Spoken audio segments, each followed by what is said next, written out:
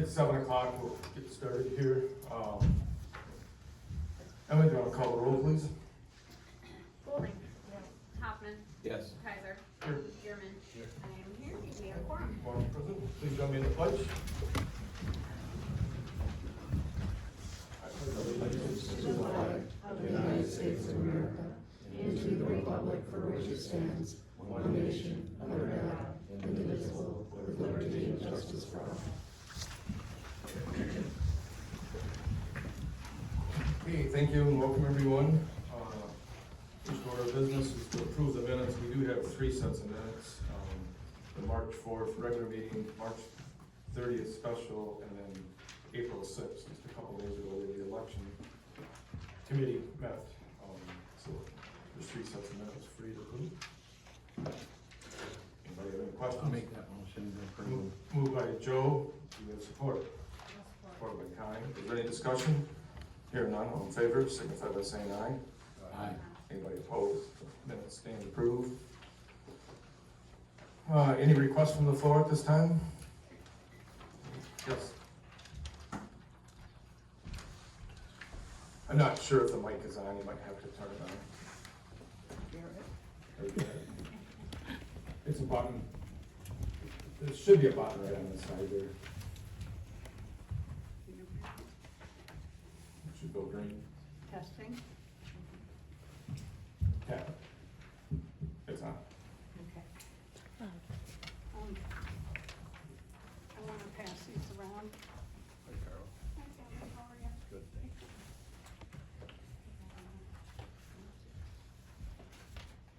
Thank you. Thank you.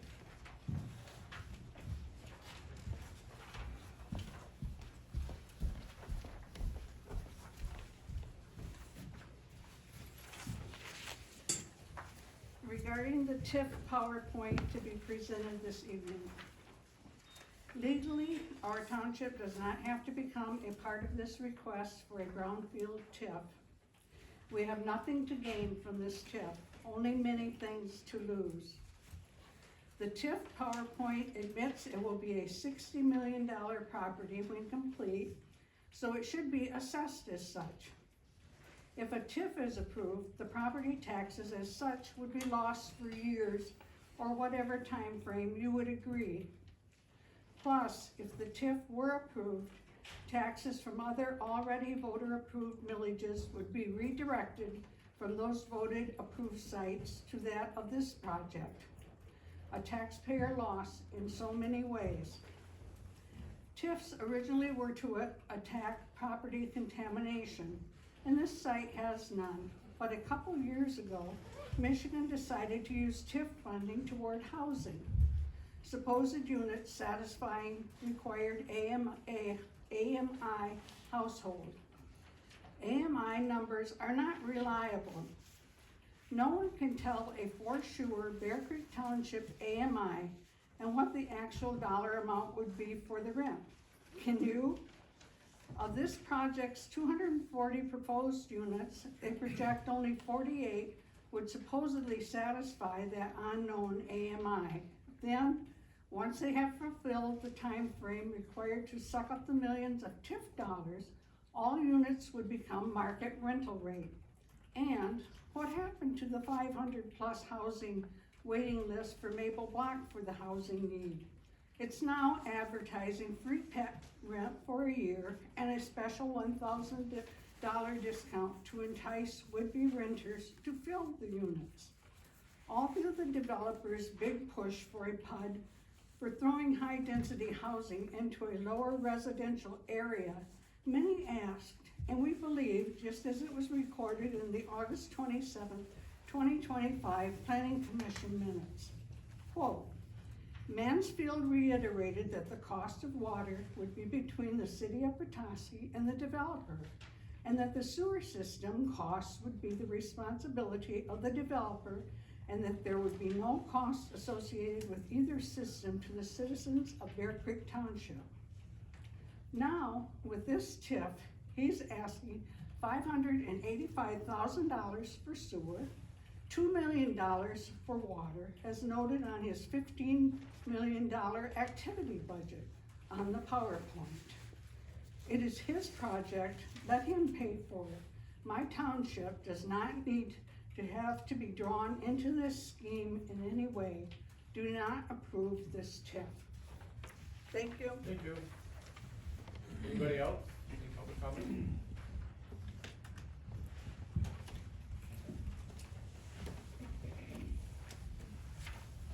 Hello, board. Nate Hall. I went through the thing really quick for the Bear Creek Fire Hall, and I did not see the roof on here. And I only asked because before the planning commission meeting at the last one, I drove through and was surprised to see most of the roof guards tore off.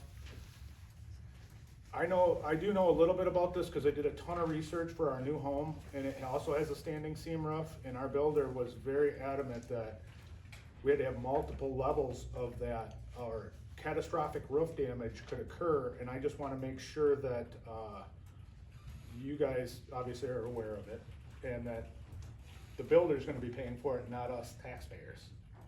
The replacement of all the damaged roof panels, so I'm just hoping that, I just saw it wasn't on the list. If it would've been on the checklist, I wouldn't even be asking you guys, but as long as you guys are aware, because what happens is the bolts get, there's 2 bolts on each one. They tighten them up, but when that snow came off, there should have been 3 rows. You can look it up, there's a very fine, what do I wanna say, online, if you look at the company that makes them, they give you 2 feet, then you go 6, and then another 6 if you can't reach the peak. But when the snow comes off, it actually rips the ribs. So, just driving by and looking, I can see that if that roof, it's a miracle if it doesn't have a hole in it, but it sure looks like they have holes, like the bolts ripped right through them. So I just hope that you guys hold them to account. That's all. Thank you. Thank you. Thank you. Anybody else? Any other public comment?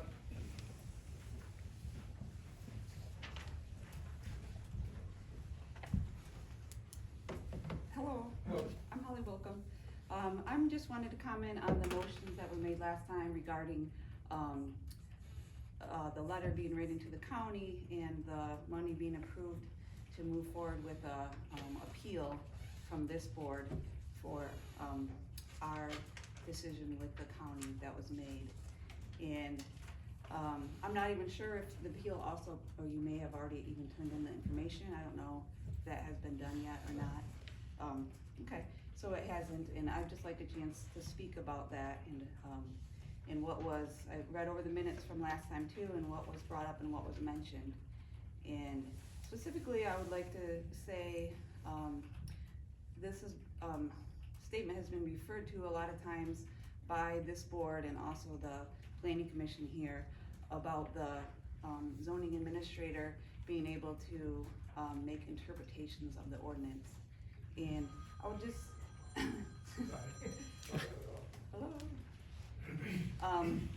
Would like to just explain to you guys a little bit about where that appears in the ordinance. And the place it appears in the ordinance is under the construction of language, and it's under the section, particularly where it includes definitions. So there's a heading, construction of language, and I'm looking here on my computer just so I know I'm saying this right. And as the final letter there, under that, it says, any necessary interpretation of the ordinance shall be made by the zoning administrator. And I think that this interpretation part has been taken a bit out of context, because this here is talking about in the definitions section. When you read it under the site plan review part of it, it doesn't say anything about the zoning administrator having that power to make an interpretation about the use itself. That is specifically in the section of definitions. The other thing I wanted to just read out of the ordinance for you, here is where it talks about the duties of the zoning administrator. And I did send a letter to Denny about this, but I just wanted to read this for the rest of you guys too. This is what it says. Duties of the zoning administrator. The zoning administrator shall have the power to review zoning permit applications, find them complete, deny or grant zoning compliance permits, which is not us, forward the application to the body which this ordinance assigns the power to deny or approve, And then it goes on to say, and to make inspections of buildings and premises necessary to carry out. But I think this part here is really important. Forward the application to the body which this ordinance assigns the power to deny or approve. And that's, what happened, she did review that, and it did come here, but that does clearly say that the county planning commission had the right and the power to deny or approve that. That's how it says it, and I think, with what I was reading back over, what was spoken last time, it really, if we were going with only what Tammy said, and then that was the final answer, that our use did not fit, then we're kind of taking the whole spirit of this, having a committee and the ordinance itself, we're going away from that, because the idea is that for something like this, you go to a board. If we wouldn't have been in violation already, it would have been required to be gone through by the zoning administrator and 2 board members. It would never in any way would it have been only the zoning administrator that gets to decide if our use fits or not. So those are just the things I have to say about that. I do hope, you talked also about setting precedents, and I also think it's not good to set a precedent that the zoning administrator has that much power to fully decide the use. Or, which I know there's still always that option, to go to the ZBA, but basically that's saying then, if the zoning administrator, if you disagree with what the use analysis of the zoning administrator, then you get to pay $525 more and spend the time and energy to go to another meeting. So you're losing your opportunity here to be coming before a board. And so I think that it did happen properly. You yourself, Denny, had wished us the best at the end of the meeting for us, and we were going to the county the next night, and said, that maybe they would change their mind, and, we'd see what happened. And we did go, and they did change their mind, and now it seems like there's a change here in the township. So I hope you guys will reconsider, not just for our situation, but I think in any situations that you just, that the zoning administrator doesn't have that much power to decide the use without the committee. So that's what I have to say. Thank you.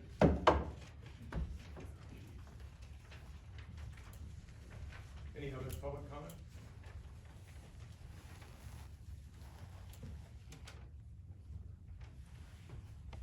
To put me on the spot, is there anything else? All right, we'll move on with the agenda. Unfinished business, the fire hall. We're getting down to the punch list here. The roof, the snow guards on the roof. We know that's an issue. We're trying to work on that. They have an engineer looking at that. Will be, I'm sorry. There's an engineer looking at that, and Tom and I we looked at other buildings of that size, and there's the multiple level, and I think that's what needs to be done down there. And we are gonna make sure, now that if we get better weather, to make sure there's no damage to the roof.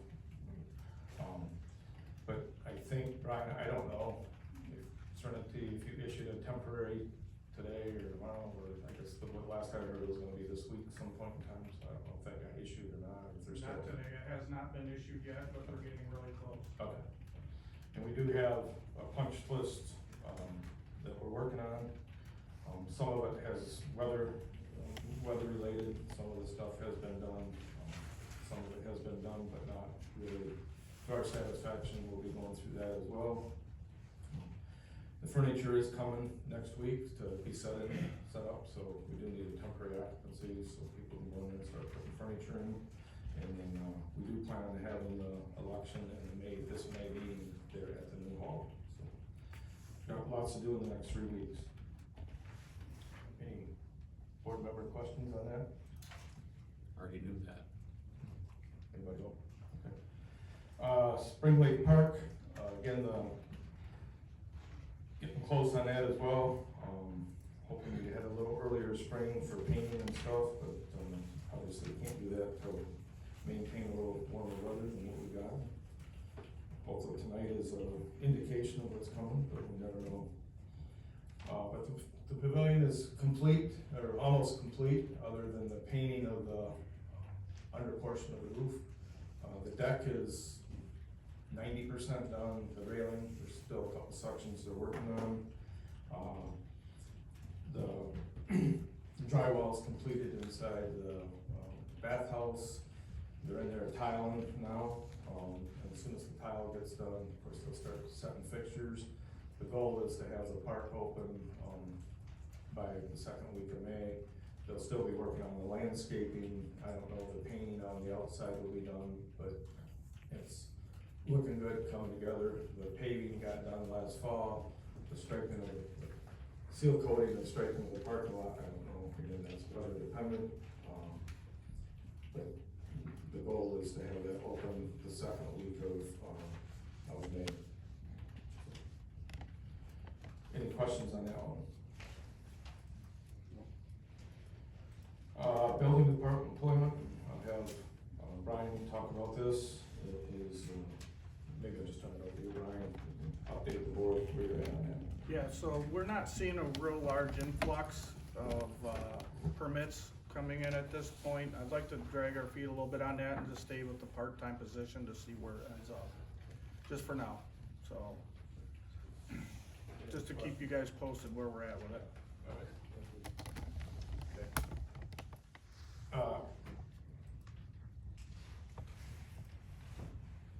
Just on the new business, MML insurance, maybe, Emma, can you talk about that a little bit, or? Yeah, so, annually we receive our, billing for our liability insurance and our property coverage. And so last year we, received it and we realized that this building was underinsured and several of our lift stations also needed to be, kind of looked at and appraised again. You know, we've all seen the cost of building rise, and so, you know, we wanted to make sure we had adequate coverage on our existing properties.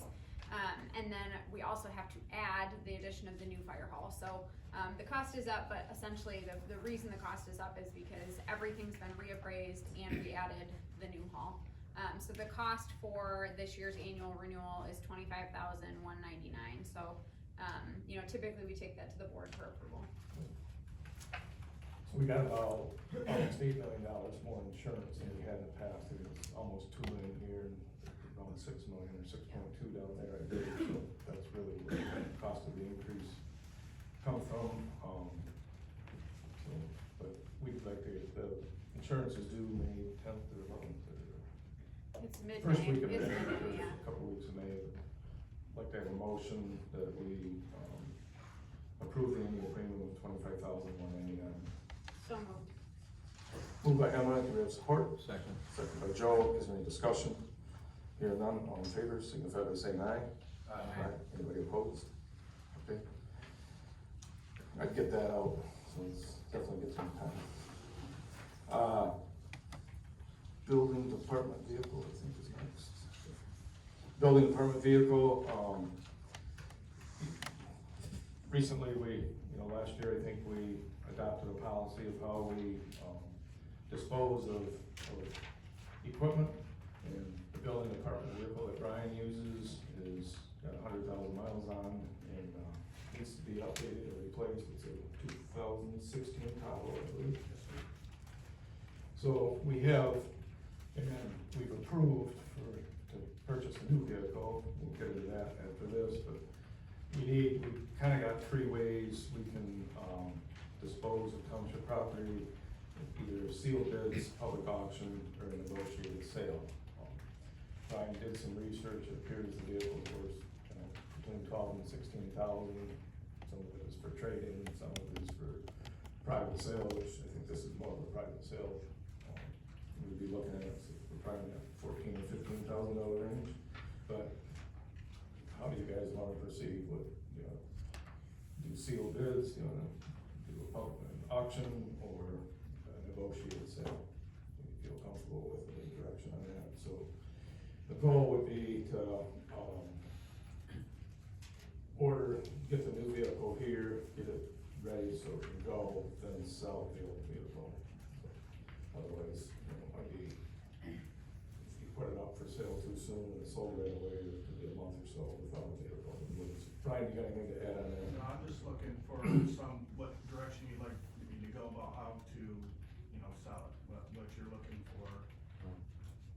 we have bought from the, MI, you know, before, and I think that price is better than Crane's, so Well, I. let's talk about getting rid of the old one. Oh, the old one first? How Oh, do okay. you want to get rid of it? Alright, okay, alright. Well, we have to take the lettering off, right? I would assume we We would would- take the we wouldn't lettering wanna off sell first. that. Yeah. Okay. Yeah, Lettering I don't know and what we're all probably- Do taking you want a off. sealed bid, or do you want? Yeah. How do you want it done? How do you want it done? I think the sealed bid would. I think the Sealed sealed bid bid is is, fine. that's what I would That's- think, that's and then fine. I don't see us doing an auction for one item, I mean, Put it, like the county or. put it out. Put it up, advertise it, Yeah. sealed bid it. Advertise it and Yeah. seal it. That's fine. Yeah. You want a minimum on there? Yeah, we probably should. What's that? Minimum bid, Yeah. and then, what do you think for a time frame? Think of what? For a time frame, yeah, Oh. 2 weeks, 30 days? How long do those 2 normally go weeks. for? Probably go 2 weeks after the new vehicle is ready, and Yeah. he's equipped that, ready to go, Yeah. then, 2 then we weeks. put that Oh. auction advertising, Yeah. 2 Okay. weeks, with a minimum bid of, say, I don't know, $12,000. Yeah, probably, That'd be okay, that's what I was kinda thinking, gotta make that into a motion? I can make that motion. Okay, I'll second. moved by Tom, seconded by Joe, is there any discussion? Brian, do you have anything to add on that, or I think that handles it? All in favor, signify by saying aye. Can I clarify what I'm? Oh, I'm sorry, Go ahead. So the motion is we're posting it as a sealed bid. Correct. 2 weeks after the new vehicle's ready, In service. in service, and the minimum bid is 12,000. Correct. Just wanna make sure. I Okay, got your sounds motion. good, Yeah, Yeah. okay. so it, So we'll we set gotta, that. you can go back to vote, I just, okay. Any other discussion? Hearing none, all in favor, signify by saying aye. Aye. Anybody opposed? Okay, and then now the new vehicle, we got a couple bids, we went to our local distributor, Crane, and then we went on to the MI, what it's called. What is it? MI This- deals. MI deals, I'm sorry, yeah. So through the MI deals, we can get the vehicle for $55,498, and the Crane was $64,000 something, I believe. were those the same? 64,219, it was apples to apples, I believe, Brian, or, you did all this work, so. you know, Al assisted me a little bit on it, he's worked with them ideals. Yeah, we bought Yeah, the we last bought one. it before. Correct. I don't think you're gonna find it cheaper than that, my deal. Yeah. It's a government fund that, helps. Yeah. deliver. Yeah, so. But they're the same, like, model and everything, if we're looking at apples to apples. No, this is a police vehicle, police package. They were both police officers. But that's what, yeah, that's, So you're gonna get as close as you possibly Yeah. can through the dealership, but it's not gonna be apples to apples, because there's a lot of things that the dealership has on their vehicle that doesn't come with the police, with this package through MI deals. That's why you get such a discount on MI deals, is because a lot of the luxury stuff that you would have on a normal Tahoe is not on there. got it. You know, No bells and whistles. yeah, they're pretty basic vehicle. We need a motion to I'll make a motion. to- get the vehicle ordered. I don't know, how far out is this vehicle? A month or? Well, they didn't have any black ones on site, but he's getting some. Oh, He okay. figured within a month, Yeah, okay. Okay, so I'll make a motion, we go with, MI bid for $55,498 for, for the new Tahoe for the. Okay. Moved by Joe, do we have support? Support. Support by Tom, is there any discussion? Hearing none, all in favor, signify by saying aye. Aye. Anybody opposed? So, start talking to the dealership tomorrow or whatever and see Okay, what the time frame is. thank you. Moving on to the.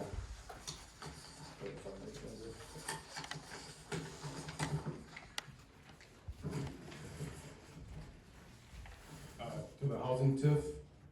I received a call last week, from Matt McCullen, who wanted to give a short 6-8 minute presentation to the board regarding the house and TIF, for the Legend project out, south of Middletown Road. He sent me a PowerPoint, I think on Friday last week, I have it here, plus Mac is here, I see, to talk to the board, kind of go through it, and then, you know, the board may have some questions on it. I know I have a few, but I'll turn it over to you, Mac. Great. Thank you, Denny. Good evening, everyone. I thought you said I had 2 hours. Yeah, 2 minutes. Well, okay, good. I'm Mac McClellan. I'm a brownfield consultant for the Legends project. I'm also joined by representatives of JB Donaldson, who are the constructors and partners on the development team as well. A little bit of background. I'm sorry. Is that better? Is that better? Maybe just pick one, that doesn't. I can sing a song too? Yeah. Is that better? Okay, thank you. Excuse me. By way of background, I was Mac McClellan, the Deputy County Administrator in Grand Traverse County for 12 years. And during that time, during the 90s, and during that time established the Grand Traverse County Brownfield Redevelopment Authority. I did the first 5 projects there and have done over 100 projects. So I have some little background, as you can see by the color of my hair. So, what we want to do today is just introduce the project, talk a little bit about Brownfield TIF as well, talk about the process for it and next steps. Not asking for any action tonight, just an information session, and hopefully I can answer any questions that you might have. So we're going to talk a little bit about the project, TIF itself, what that is, and the next steps. So just as kind of a quick summary, JB Donaldson and the Rock Companies have collaborated to buy 20 acres in Bear Creek Township. I expect that you all are familiar with the property and the site, to develop 240 homes, 20% of which will be for households between the 80 and 120 area median income. The site has a number of challenges, especially public infrastructure, that threaten the economic viability of the project. And really, Brownfield TIF is a unique way to be able to provide the resources for those infrastructure improvements, trail preparation, and trail improvements and site preparation, where there's not upfront funding that is available, but long-term funding over time. And it is based on the increased incremental taxes that are generated by the project are captured to reimburse those costs over time. I think you all know the project location and site along Intertown Road as well. It is 2 acres comprising about 20.83 parcels, acres. It's former hayfield and cow pasture, and was a residential parcel as well. It was mined for sand for 15 years. There was a phase 2 environmental site assessment that did not identify contamination on the site, and the natural contours of the site and trees really kind of provide buffers for the project, kind of due to the sand mining. Again, the proposed project location and just a rendering of the general site plan in review. So just a little background, JB Donaldson, a 100-year-old construction company, has a lot of experience. They're doing the block, Petoskey, Chelsea Park, and Morgan Farms in Traverse City. A lot of experience with multifamily housing. And Rock Company is a real estate development firm based in Bloomfield that has over 5,000 units and over $1 billion of investment.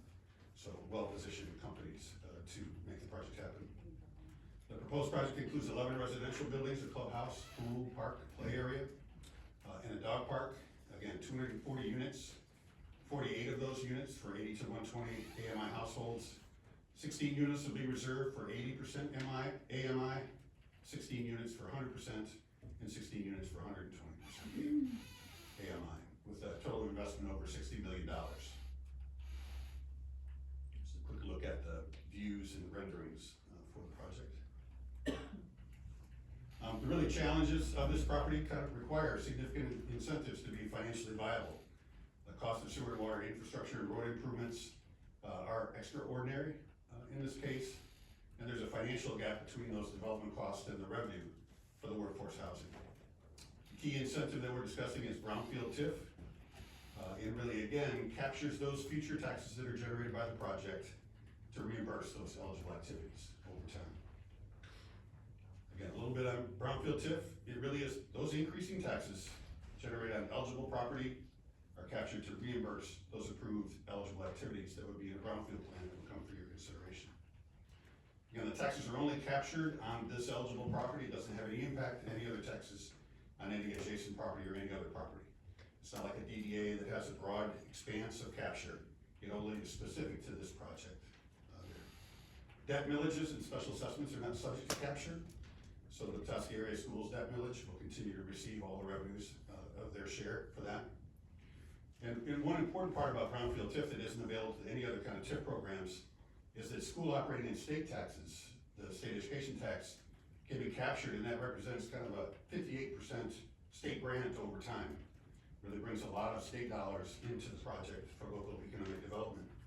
Importantly, schools are held harmless because of the school foundation grants that are provided, so there's no impact to schools through those state foundation grants. They still receive the per pupil allocation that's there. And recently, they passed a law that the intermediate school district is also reimbursed for manufacturers, so there's no impact on any school district within the community. This just gives you an idea about the split of taxing jurisdiction allocation. Again, the township is up the right, counting on pink. Other taxing jurisdictions, libraries, other folks are there. And so, in the ISD in green, and then, so it shows the large percentage of state taxes, school operating and SET, that will come to help support the project. Right now, there's an additional taxable value for the property, and the taxes generated by that are about $5,000. Those taxes stay, they continue to go to the taxing jurisdictions over time. And this would, without that development, those taxes would stay at about that level with a small percentage increase each year. This project would generate about $1.7 million for the school debt, for the Petoskey school debt, over that time period, over the 30-year period of the brownfield plan. And then what happens is, again, once you make that investment over a couple of years, those dollars, those tax dollars grow dramatically on the project. And you can see the green is the local portion, the gray is the state portion. So again, the state is paying a larger percentage of the dollars. Once those costs are paid off, then those dollars all go back to the taxing jurisdictions, including the township and the other taxing jurisdictions, and then continue on after that time period. Just a quick note on eligible property. The law was initially passed in 1996 to support facilities, Part 201 contaminated sites. In 2000, it was changed to include blighted and functionally obsolete sites. There was a recognition from the state that not every site was contaminated, but there's still a number of challenged sites that were difficult to address. A few years later, historically designated sites were included. Downtown stores that weren't functionally obsolete or blighted, they were still operational, but had many challenges to having them redeveloped. And then finally, a few years ago, housing property was added. Any house with one or more residential units that would be on that site. That's the qualification status for this project. And really, the idea, the concept is support housing throughout the state, particularly in the 120 AMI, 80 to 120 AMI. It also is owned, if it's owned by a land bank authority, it also is eligible property. But it also has to be included in an approved brownfield plan that the township plays a role in along with the county.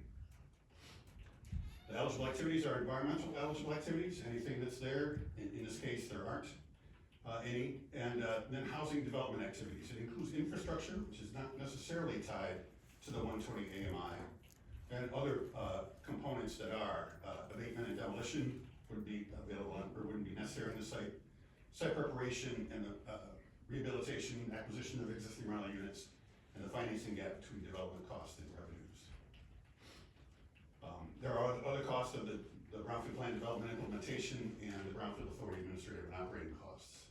So this is really a self-funded program that goes through from the revenues generated by the project. For the infrastructure, there's a sewer capacity issue. The pump station is likely needed to be upgraded for the sewer mains, and a big investment in terms of water infrastructure. The city of Wellfield, which will provide use for other areas as well as the water lines for the project as well. Included our road improvements, the intersection of Intertown and US 131 within the project, and trail development as well. And again, the project infrastructure for the roads and sidewalks within the development. These are all costs that will be borne by the developer in this case, And then they're seeking reimbursement from those extraordinary costs over time from the TIF revenues. Just been some conversation about public sewer and water and any arrangements that are made. This doesn't drive what those arrangements are, the brownfield TIF. The TIF pays for whoever makes those investments and whoever does that. So however those arrangements are made, this is a financing tool to help that expansion. This is the kind of budget at this point in time for public infrastructure as well, with the sewer upgrades, water upgrades, road improvements, trails, engineering contingency of about $5 million, and the private eligible activities of about, say, preparation and infrastructure of about $10 million for a total of $15 million. Just for the documents and approval, there's 3 primary documents. The first is the brownfield plan. That's approved by the Brownfield Authority, and because it's the Emmett County Brownfield Authority, the local unit of government, Bear Creek Township, must concur with the brownfield plan. So you have a role in terms of approving the brownfield plan. There's Act 381 work plan that's done by the Brownfield Authority. It's sent to the state for approval of state tax capture. And there's also a reimbursement agreement between the Brownfield Authority and the developer. And if there's any public investment as well, the governing body or whomever makes those expenditures would be part of that reimbursement agreement as well. So the brownfield plan identifies what that eligible property is, details the eligible activities, and estimates the tax capture for it. So that's kind of the primary purpose. Again, it's approved by the County Brownfield Authority. Notices are sent to the taxing jurisdictions. The township must concur with the brownfield plan. A public hearing is held on the brownfield plan and is approved by the county board. Again, for the Act 381 work plan, is for state tax capture. For environmental activity, it goes to EGLE. For housing activities, it goes to MISHTEP for their approval as well, and they have up to 60 days to approve that. The reimbursement agreement basically says if the developer conducts the eligible activities and completes the project, generates additional TIF, the Brownfield Authority will capture that TIF and reimburse the developer for documented eligible activities only with the Brownfield TIF on that project. No other obligations to repay any of the costs except for the project, the TIF generated by the project. Unfortunately, it takes about 20 pages to say that, but that's basically what it does. It does protect the Brownfield Authority from liability as well. It describes the documentation and reimbursement process. There are requirements for rent and income documentation for the TIF capture period as well, and of course requires timely tax payments by the developer. The reimbursement agreement is again approved by the Brownfield Authority and the developer, and anybody else who makes those investments if there is some public investment in the project proposed for this. So we have a scheduled, starting with the introductions today, coming back to you next month with the brownfield plan, with a consideration for concurrence. We'll be introducing the brownfield plan to the county board as well, and they'll be setting the public hearing on May 21st, and with a public hearing on June 8th. For their consideration. Then we send the Act 381 work plan into the state with hopefully an August 9th approval date. So, thanks. A little longer than 6 to 8, but hopefully it was okay. It's good. Well, thank you. Like I told you on the phone, we have not done one of these yet. We did have kind of a brief introduction about a month ago for one out on Howard Road, kind of different than this. We did contract with Fishbeck here this last month on that one. I guess this one will tie into it too. So some of the questions, all the board members may have questions or not. Could you explain you talked about a recapture to the local authority? I think you're talking about Emmett County. Yeah, there's. The way I understand it, the last few years, all the money goes back to the Emmett County. Yeah, there's 2 ways to do that. I mean, one component of it is the administrative cost to operate the Brownfield Authority is a small percentage that's taken from local taxes. There also is an opportunity to contribute to a local Brownfield revolving fund that could go in to help out, to provide some capital for future projects as well. We really haven't kind of talked about what that allocation is. You can do that either from a small percentage over time or at the end of the project or both. So but that's kind of a question as to what that level might be, but it does provide that funding to go in to support other brownfield projects and other housing projects potentially.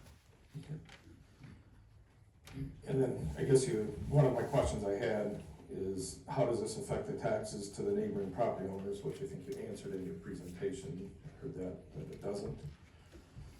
And then, we're in a unique, well, I think we might be in a unique situation, I don't know.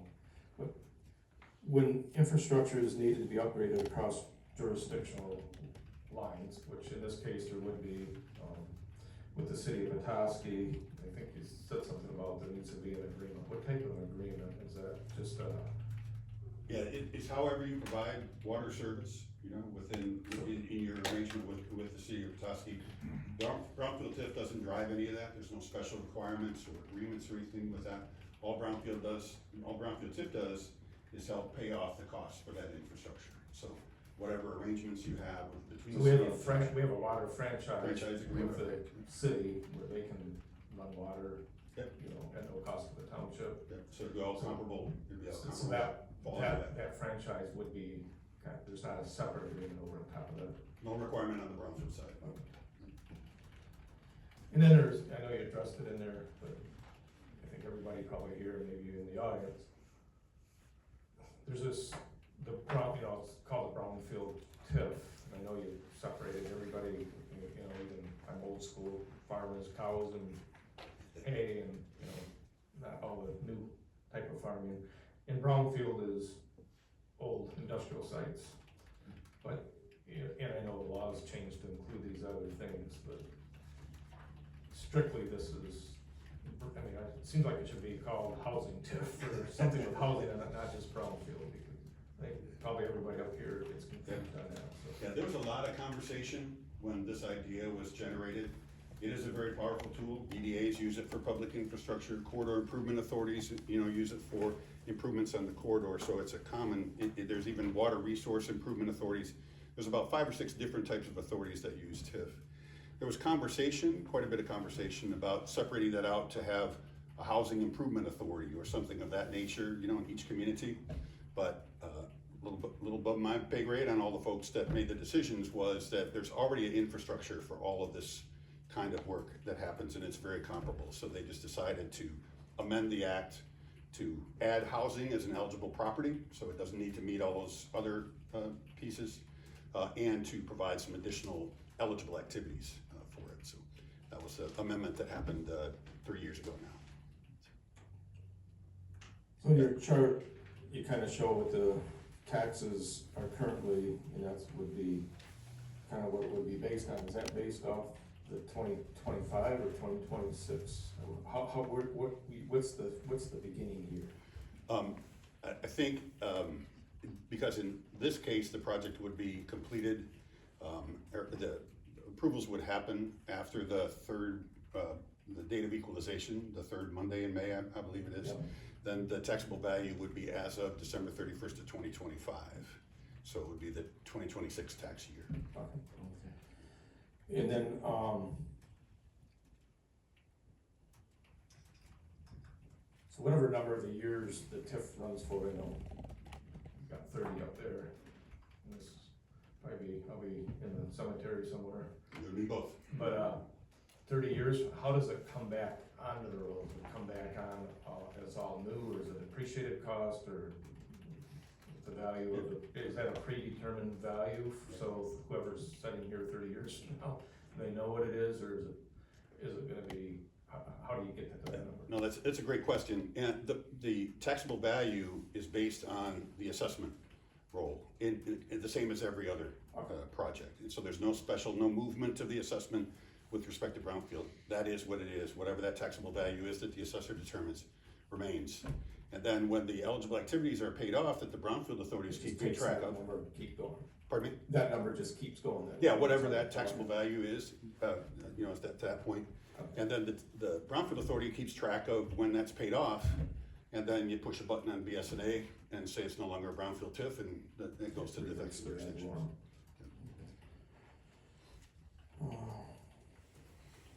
I had on here the special assessments and bonds, but you answered that, I guess. So a little bit on off-site improvements, and you need to get a better understanding of what could be eligible. There's like intersection improvements, and there could be sewer improvements that are needed down the road a ways. How do those get tied to this project? Yeah, the law stipulates that the infrastructure has to directly benefit the eligible property. So it has to have some kind of tie to the eligible property. It could be, the trail improvement, for example, can access that and provide the trail, on up. It doesn't have to be right at the eligible property. But we have to kind of pass that test of that there's direct benefit to the eligible property in any of those public infrastructure improvements. And that's the trail, basically going from Intertown Road to Anderson Road, which that section needs to be completed. It kind of ties into an existing trail, but there's a link then missing from Anderson Road to get across 131 up there to like Meyer and other housing projects.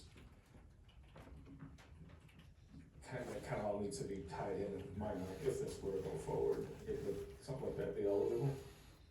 Yeah, again, as long as it passes that direct benefit, we'll have to see how far that goes. But we can kind of talk about what the interest is and where that connection might be and what those. Thinking outside of the box. Yeah, for sure. That's a good way to go.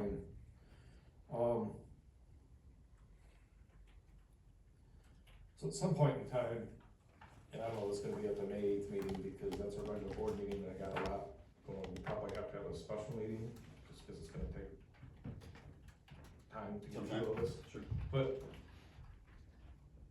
somebody's gotta show us what are the rents gonna be if there's no TIF? What are the rents if there's a 30-year TIF? What are the rents if there's a 20-year TIF or a 25-year? So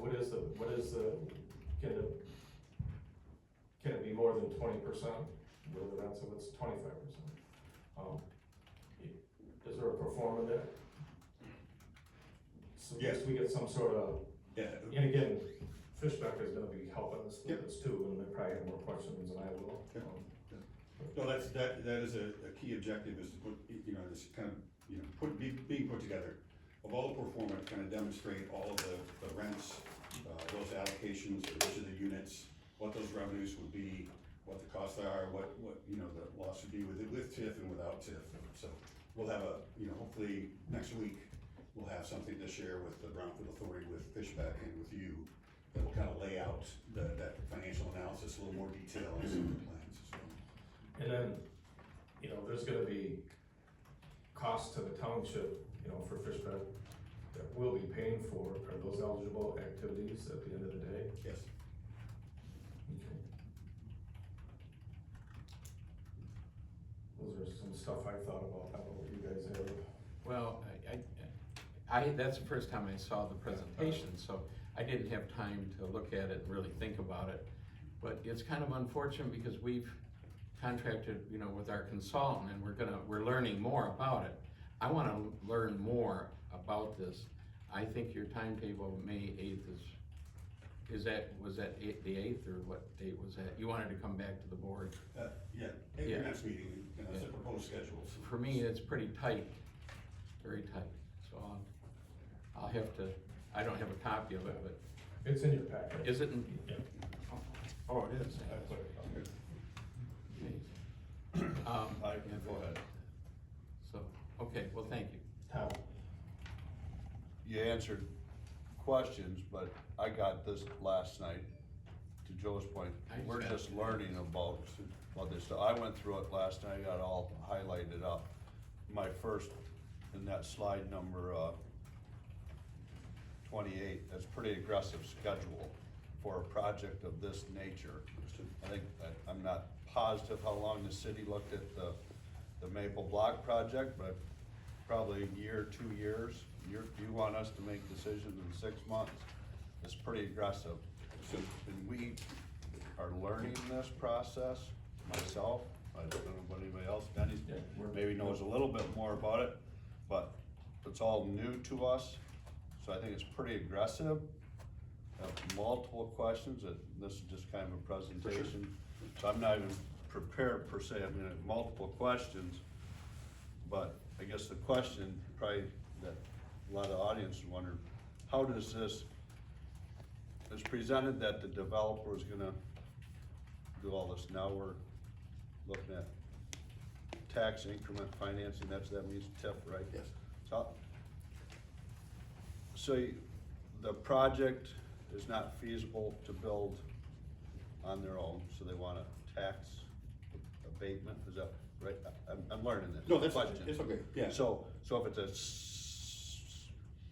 $60 million project, and they only have $30 million, just an example, they're asking the state to help fund the other 30 million? Is that It's right? about 60 and 15 are those numbers. 60 investment and 15 in reimbursement over time, for that. Oh, sorry about that. I'm just, No. I don't know what the number is. No, those are, I'm yeah, kinda- but that's okay, those are great questions, but yeah, it's a very expensive project to build with all of that extra infrastructure.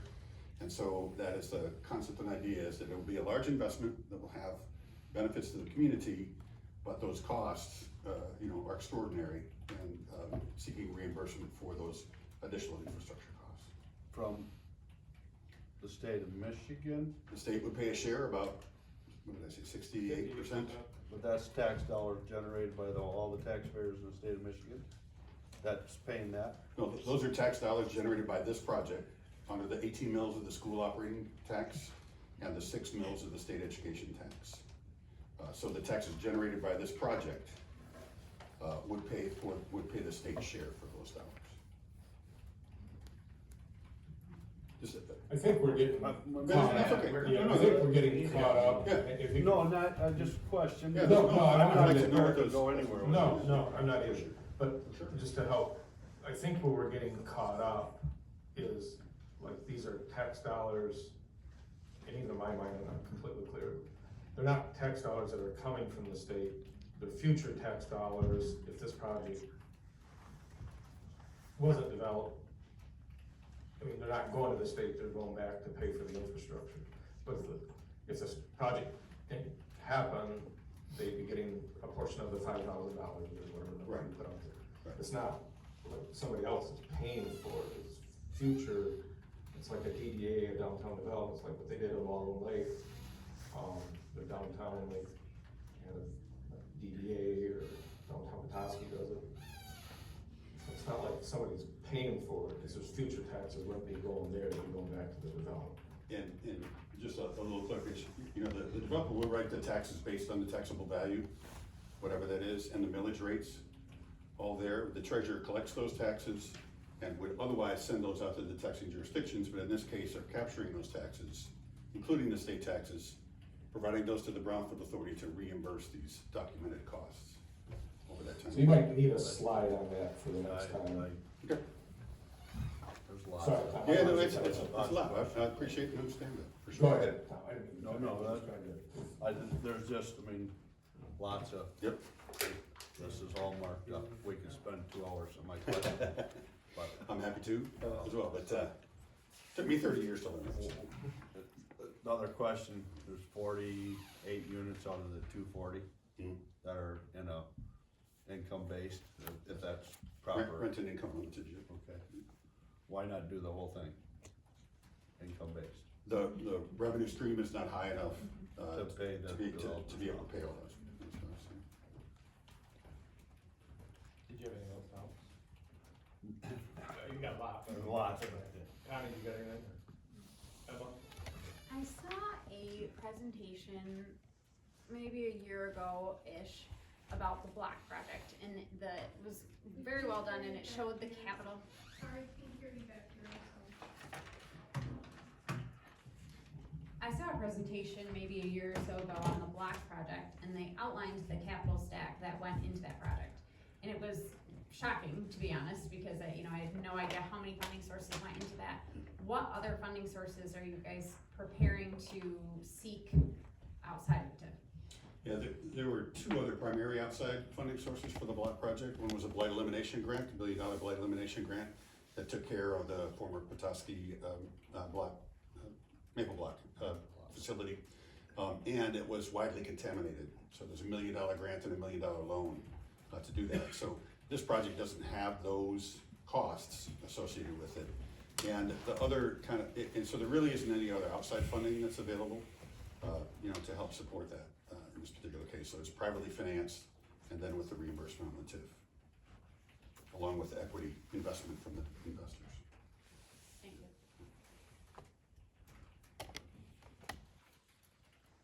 You guys here?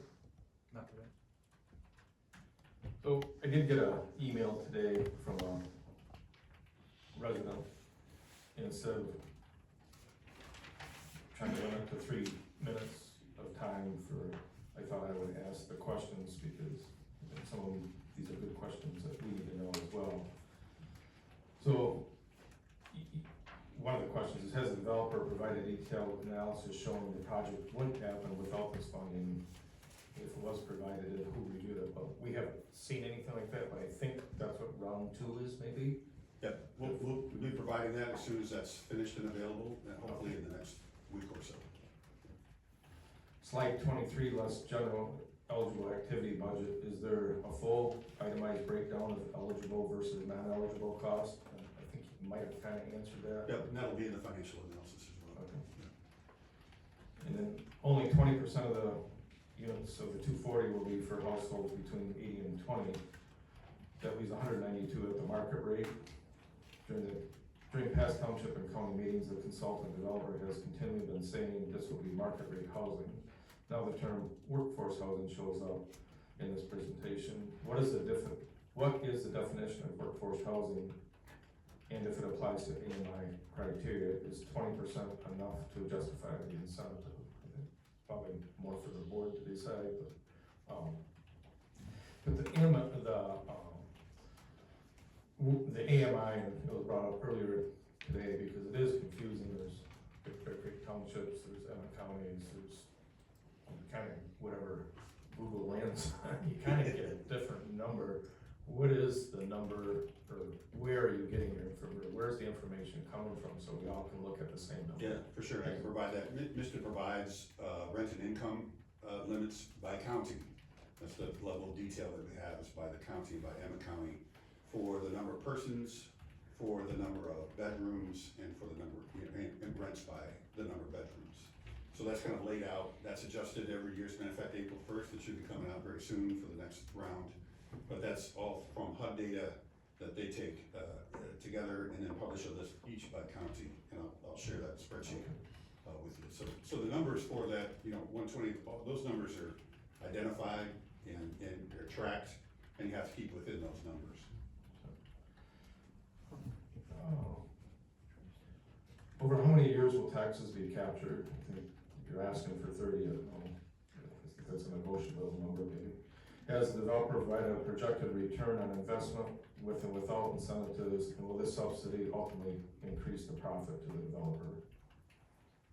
That'll be in the financial analysis. Okay. And we certainly understand that question of what for and what that means and that. So that's laid out. We use MEDC workbook that they evaluate all their projects with, and so it's got all the revenues, the development operating costs, the sources and uses, and the cash flows will be provided. What is the community ultimately getting in return? And then the sewer and water upgrades are specific to this development. How does this benefit me as a township resident? Yeah, there's a couple things that I believe, and maybe folks from JP Downs could speak to that, but the water well upgrades would have capacity for additional water services out of there. I know that the loop is of the consideration and will provide the capacity to continue that loop, not specifically for this project, but for the other projects. It provides additional residents for the township, spending within the area, in terms of economic development, folks in schools, those sorts of pieces. Certainly, again, there's not tax benefit there to the schools for their debt millage and special assessments, not those tax benefits for the project, but after the project is paid off, those taxes all go back to the taxing jurisdictions. And how does this site qualify as a brownfield under Michigan law? I think there's a housing TIF.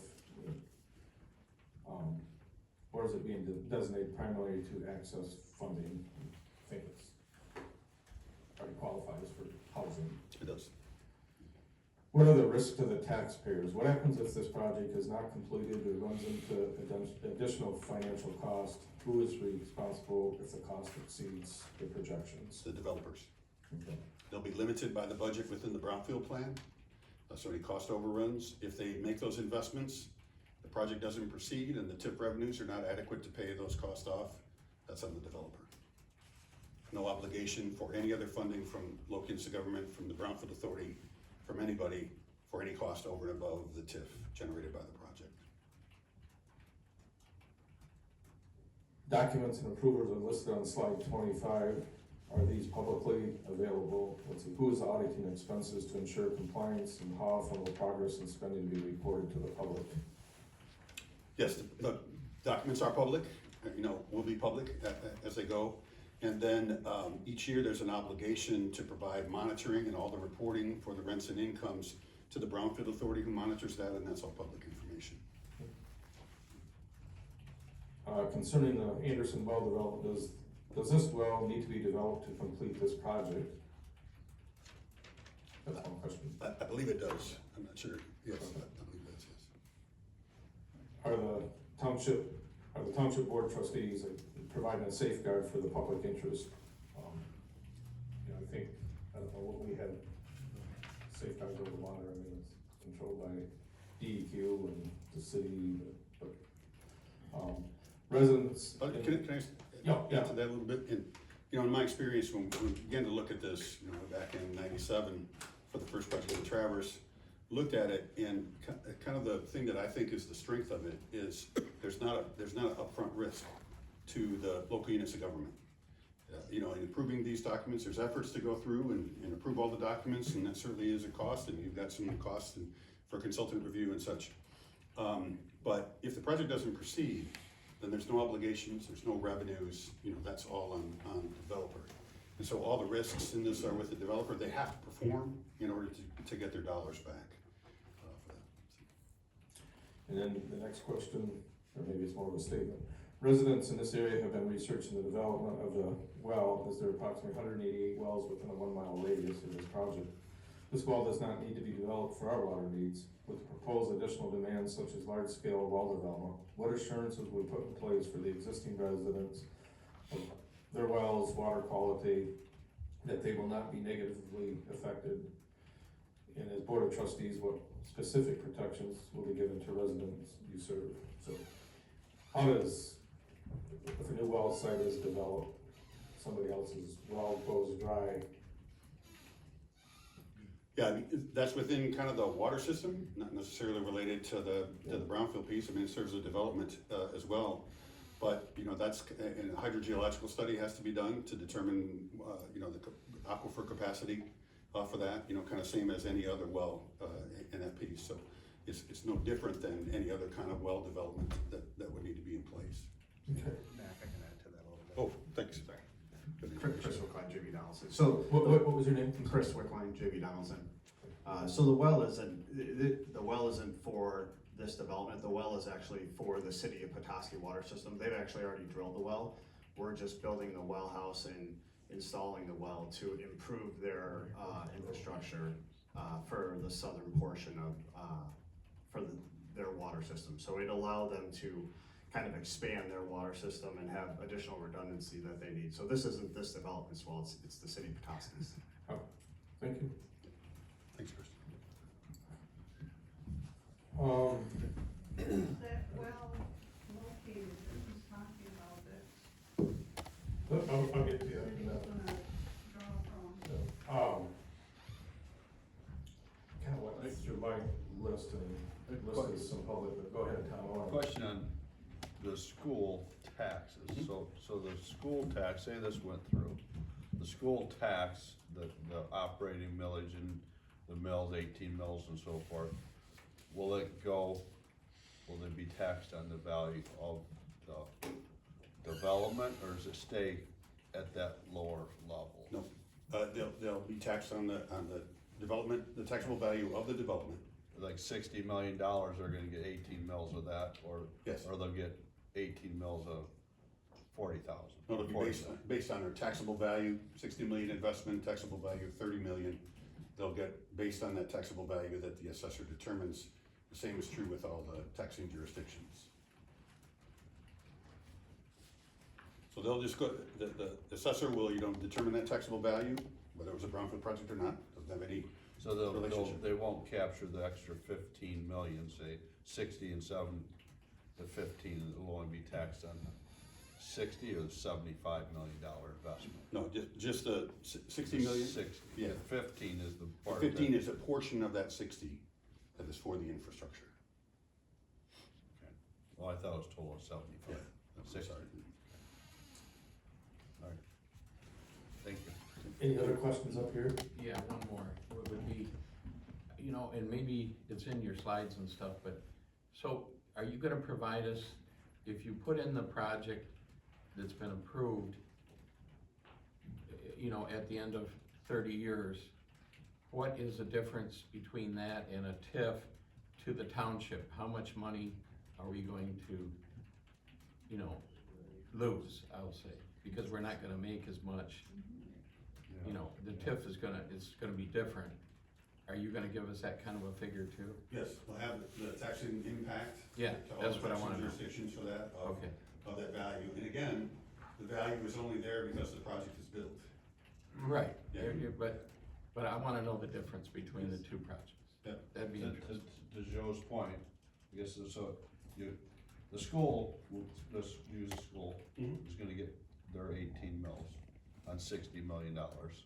The township's gonna get their on 2,500, 25,000, 2,500, whatever that is for 30 years. Is that how that tax will increase? Instead of 60 million, they're going to be taxed on $400,000, whatever that property sells for or whatever. Is that how that's gonna work for 30 years? Yeah, there's initial taxable value of it is right now. Yep. It generates about $5,000 in taxes for all the taxing jurisdictions. That kind of continues and remains. And that's where that bar graph. That's where that bar graph is. Once you make the investment, all the stuff above that line is the new taxes based on the taxable value, and those are captured to reimburse the $15 million worth of infrastructure costs.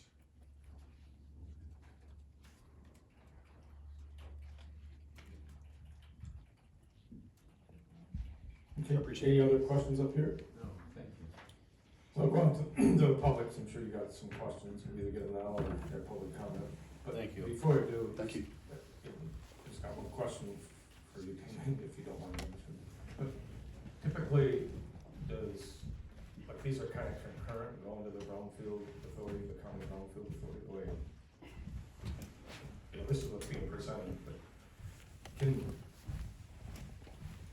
like, we haven't done one, like, when it went to the city, did it go concurrent, or was, how?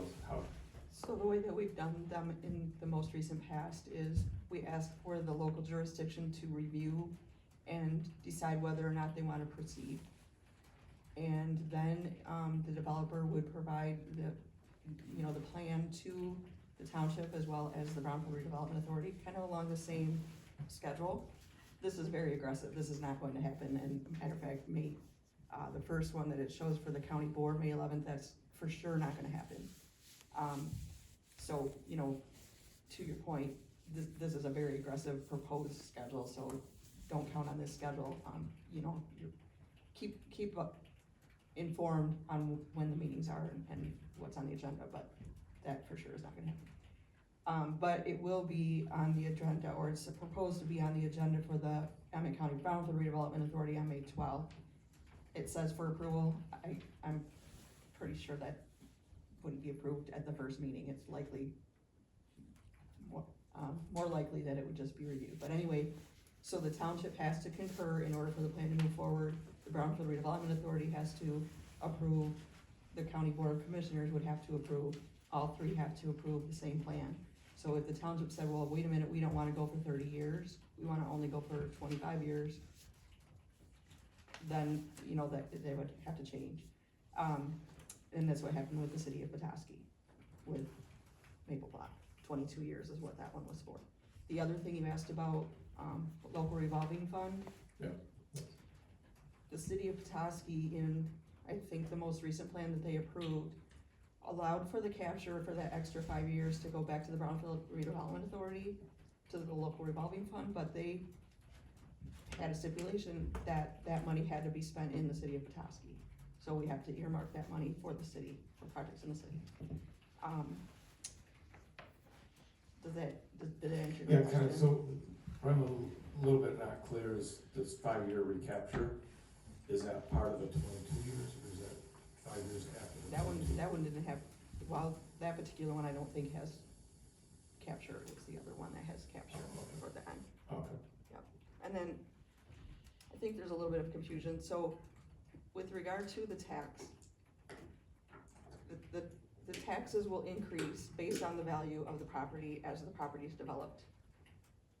The amount that's being captured right now, or being taxed right now and being dispersed to the local jurisdiction, that will continue to be dispersed to the local jurisdiction.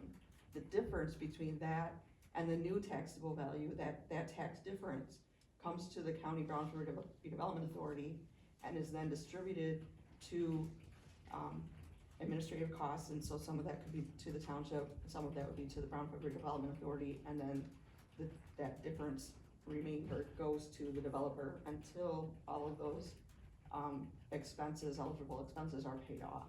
So it could be 30 years, it could be 25 years, it could be 20 years, depending on how much it increases, but I think there needed to be a little bit of clarification there. So there's, the tax is being paid by the developer, but going to the brownfield. It goes to the township just like it normally would, to the township treasurer, and the township treasurer submits it to Emmett County Brownfield Redevelopment Authority. Gotcha. And that tax comes from the developer. Yes, the developer continues to pay the taxes, I see. no matter what, the increase every year. So it's a $30 million, possibly $15 million on 30 years. Similar to a loan, 0% loan. Similar. Gotcha. If I'm just trying to process. Thank you. It's taken me many years to understand just a little tiny bit of it, and then the state changes the rules, so. Okay. Thank you. It's more complicated. And the other thing I think that needs to be clearly identified, there was eligible expenses, and, with MISTA, there's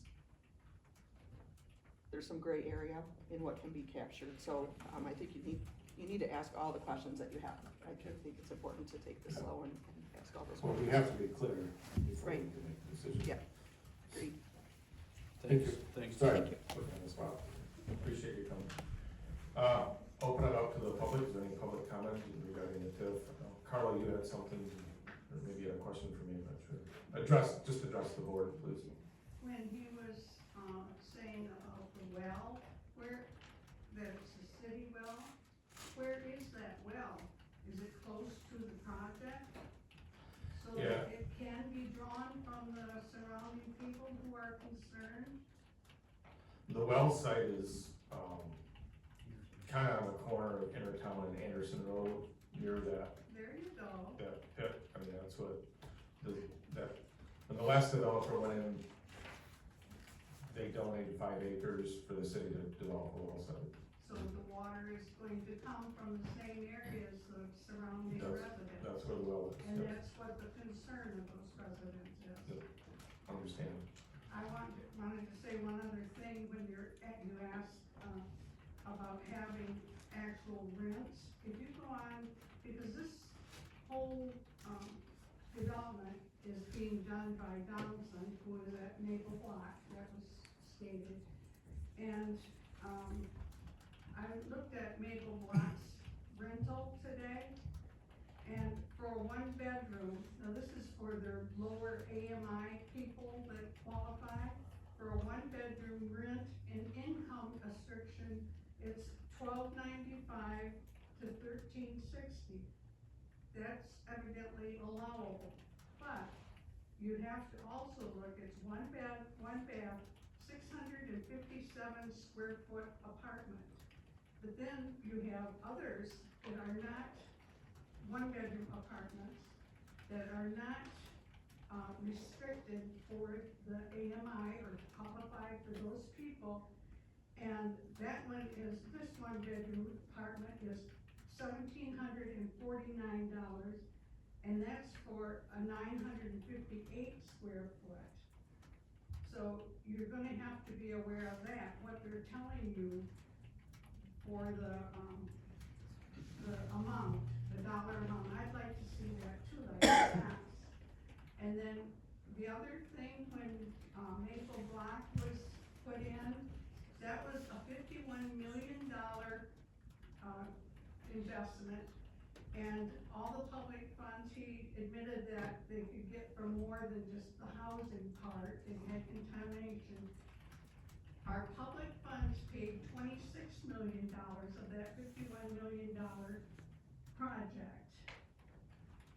And then another point, they talk about the schools being refunded, but I remember in the Maple Block program or project, that sinking fund money for the schools didn't have to be refunded. The refunds in from what I have understood, come from MISTA. A lot of this money somehow floats through MISTA because that's the housing. It never goes to the state's general fund, it goes to MISTA. There's a lot of things that you need to be very aware of, and I thank Joe and Tammy even for saying how strict this schedule is. You all have a lot to learn, I do too, but it's a lot. And I think part of the problem with this schedule is that we've got a developer who is winding down the blocks, is ready to go on the next project. Thank you. Anybody else want to comment on this project? All right. Oh, I'm sorry. When they presented this to the planning commission, they told the planning commission they were going to do these things, they were going to pay for these things, the trail, this was stuff they were offering. But now that's not what's happening. Basically, we're offering a form of corporate welfare to a $1 billion company at taxpayer expense. Now, it's great to say, well, if this sits here, you wouldn't get it anyway. But how many of these are we gonna do? So you have a piece of property that isn't producing tax for the township, but they are requiring more services for the township. The more people we have, the more we need extra police that we're already paying for and all these things, and they're not gonna contribute to that at all for 30 years? I don't know. So this is the first one. Now what happens when you get a bunch of others? And they all want this, and now there's just a few of us homeowners sitting around, and we're not paying for the services for all of these people. And they are not contributing. Thank you. Anybody else? Oh,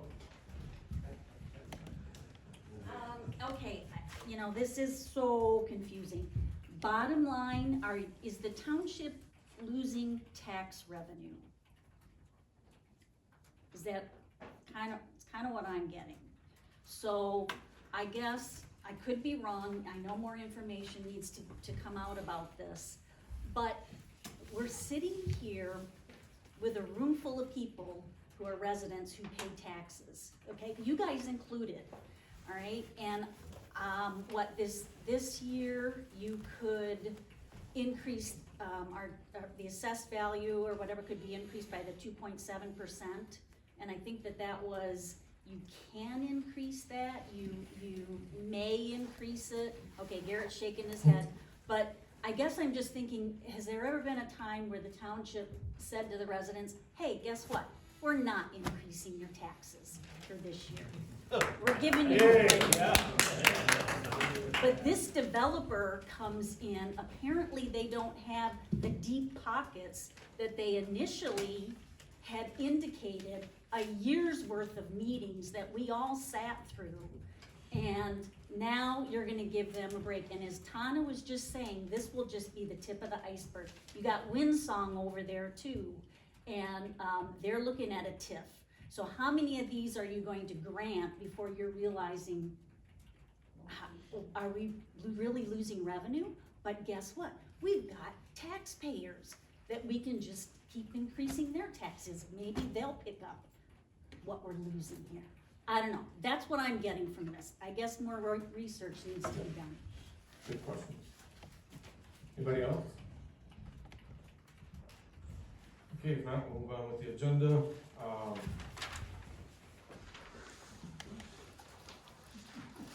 Trustees, so last month it was brought up about increasing the number of trustees from 5 to 7. And from my kind of initial research, that would be to the vote of the people. And I got our attorney coming for next month to further discuss this and to educate the board on this, but it appears that we'll need to come up with language to put that on to the November ballot to increase from 5 to 7. You know, the board can't just increase it from 5 to 7, it's up to the vote of the people. Okay, I got that, Joel will be here present at the May meeting. Would that be like a vote then at the presidential election that year? It'd be the vote to increase 5 to 7 would be this November of 26. But then it would. Be another year. When, I think it was. Yeah, so that's, I don't want, until. We don't know until Joel, that's what I'm trying to figure out. No questions. Any other questions on that?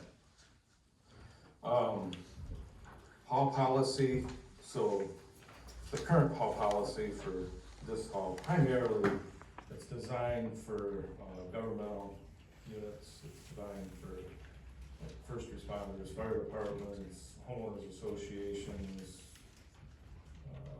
community groups.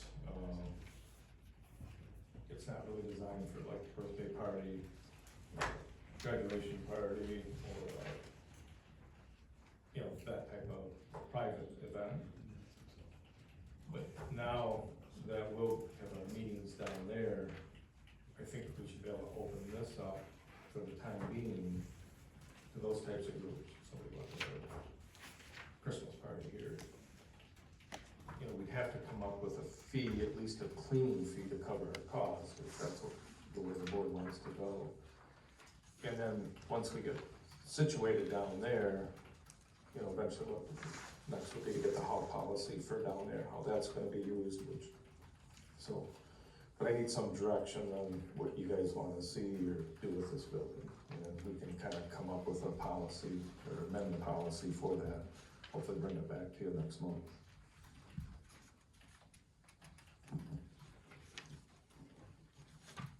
Yeah, I read all that, what you came up with, no more than 50 was. Well, 50 is about the max. That's about here, the you max. know, orders. I guess there's a few things, you know, we just need to check into, like, there'll be some extra cleanup afterwards. Yeah, It's we'll have to. Probably that we'll have to do some too. Well, I know. I mean, there'll be some setup or, you know, moving the chairs or whatever, but I mean, the cleanup would be, we'd hire a contractor, you know, we have our cleaning people. I know. Typically they come in every Friday night, but if somebody uses it on a Wednesday night or a Tuesday night, the hall's gotta be clean and ready to go for Wednesday, so.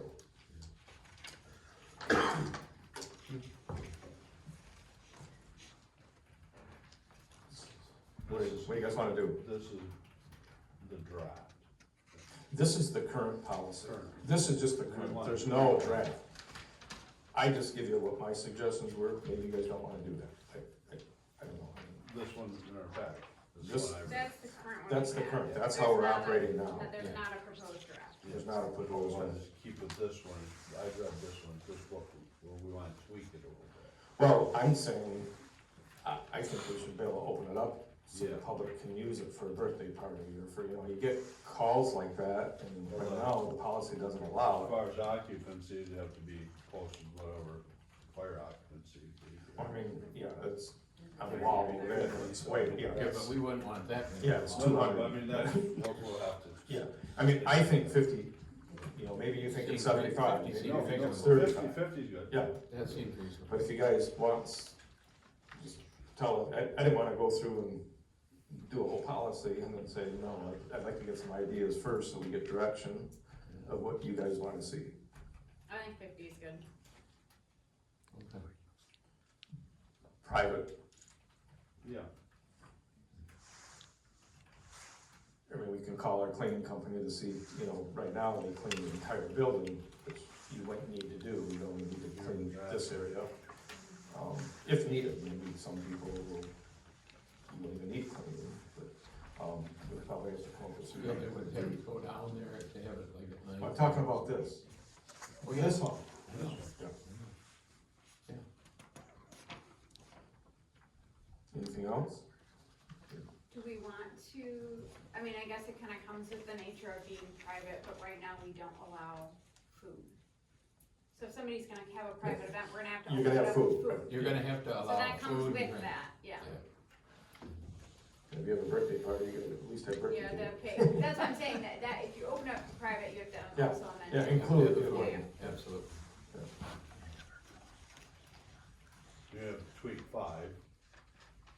I'll have to go down through it, yeah.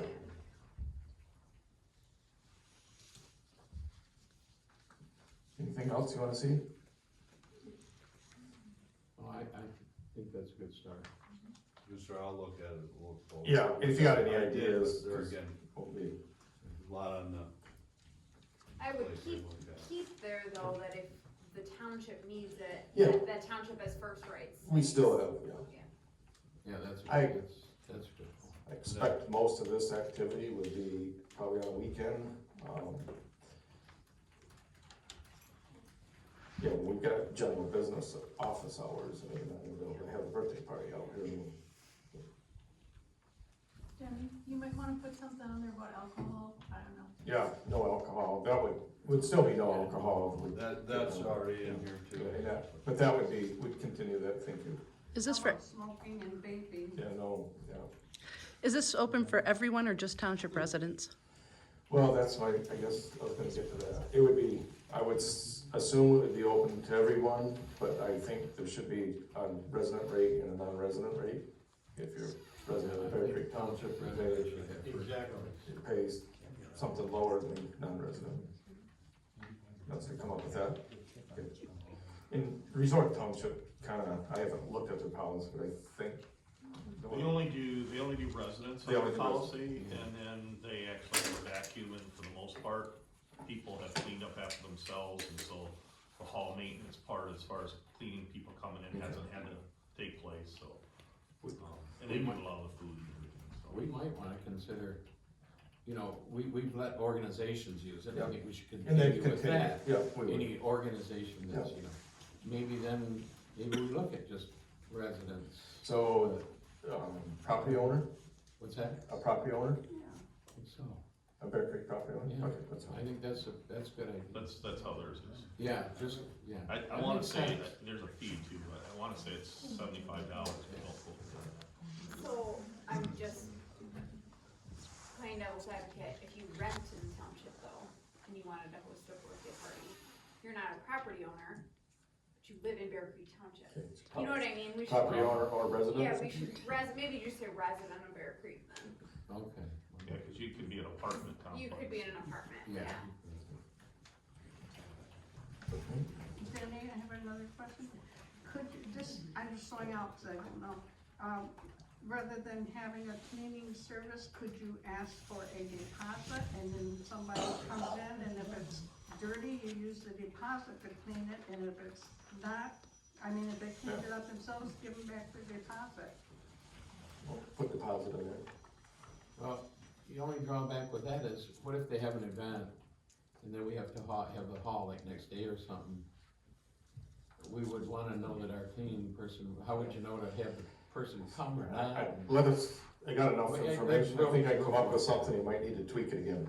We'll work on This that. is enough Maybe to that- And provide this us will- the draft for next. For year. next, yeah. Okay, alright. Board meetings, so a couple of board meetings, possible dates, one is,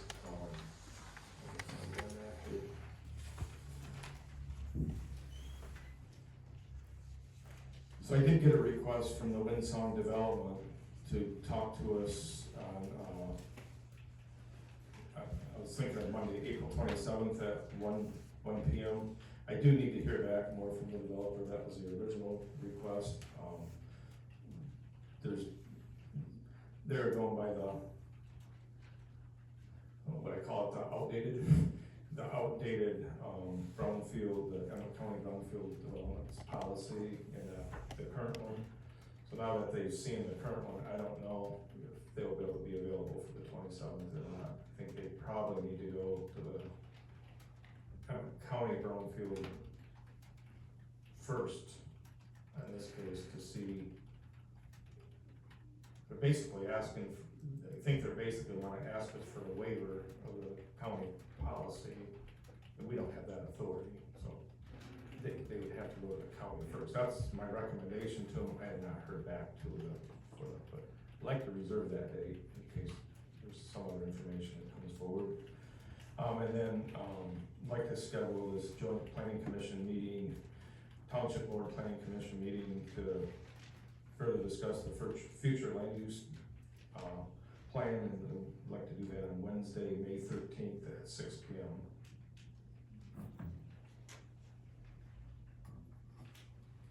Those dates good for everybody? 13th is for sure, 27th. Yeah, 13th I think is for sure. I did talk to the consultant, they were available.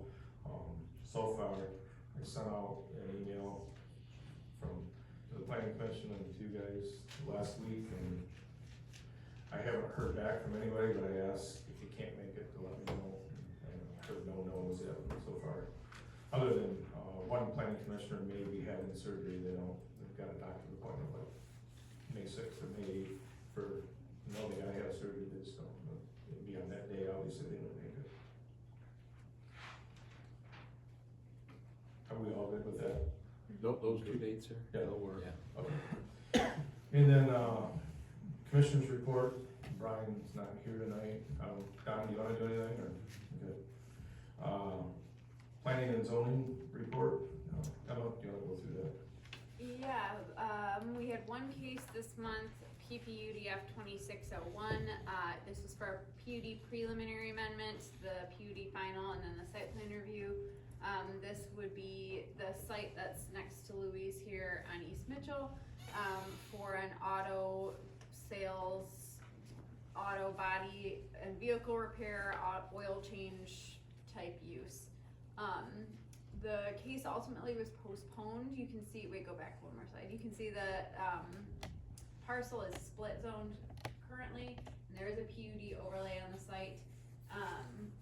I believe, Tammy, correct me if I'm wrong, this site came first and then Louise, but Louise was developed first, which is why the PUD has remained in place. So the case was ultimately postponed. There was a whole list of things that the applicant was encouraged to do their due diligence on and come back with. We had several public comments, neighbors present from surrounding properties. Well, I think the well was. The well's the big issue. So the health department, the well has to be a certain distance from underground oil tanks. Is that right? Storage tanks. Thank you. And so essentially the applicant can either meet that requirement or get a waiver from the health department. And so ultimately the planning commission decided that we needed to know how the health department was going to determine that before we reviewed the site. This is the proposed site plan. You can see the garage doors are facing east to west, so it would be facing the neighboring residents when open. There is a significant amount of parking on this site, well above the maximum actually for the ordinance. This is elevations. The elevations do not meet the original PUD requirements, which required a gable roof. So that's another element of this plan.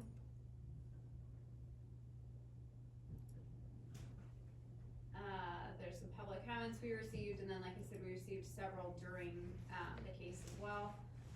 And then we had one site plan reviewed administratively, and also briefly discussed the mini storage text amendment. Okay. questions, Emma? She did a good job. I know, does anybody wanna speak on this case, the proposed auto store? Carlos got Just that we're addressing the questions, Okay, and the well questions, we're working on that okay. with the health department. So I do think, just now that the snow's gone, I did walk the site. Walk the full site, there's still snow in the back, but I did walk the back. The front, I guess I never realized, driving up and down the road all these years, that ditch line is out of the road right away. And is right in, you're asking for a 10-foot waiver where that ditch is. I don't see how that could happen, plus there's a 10-foot pedestrian easement already on the property. So I think that needs to be, and I say this because I want it in the minutes in case the county does something different than what's recommended. And there is the drainage area. You know, this was all owned by one owner at one time when it was all approved in the drainage for Orchard Ridge. Where the Louis site kind of empties out onto this site, and you're not counting that area, that water into the detention pond, you're trying to, it's being diverted around. But I think that water it's all part of one PUD. I think that needs to be all included in this stormwater retention plan. There's a lot of water coming out of that back, of course, right now the water table's high and we've had a lot, but there would be more pavement on this building, there's gonna be more water to that site. And potentially on, going off onto the neighboring site. So I think that really needs to be looked at, the well easement, that 12-foot easement, it appears I found 2 wells, both of them appear to be on the Louis property, which is next door again. When that plan went through, no buildings were there, it was all owned under the same ownership, now they're separate. It needs to be addressed. I think the 12-foot easement is on the Louis site, but I don't know. The retaining wall is probably right in the middle of the easement, it was short of a survey, I think that all needs to be identified, where that really is it on this site? I've seen some preliminary plans where it appears it's more on this site, and then I've seen some where it's on the other site, so it's unclear to me where that is.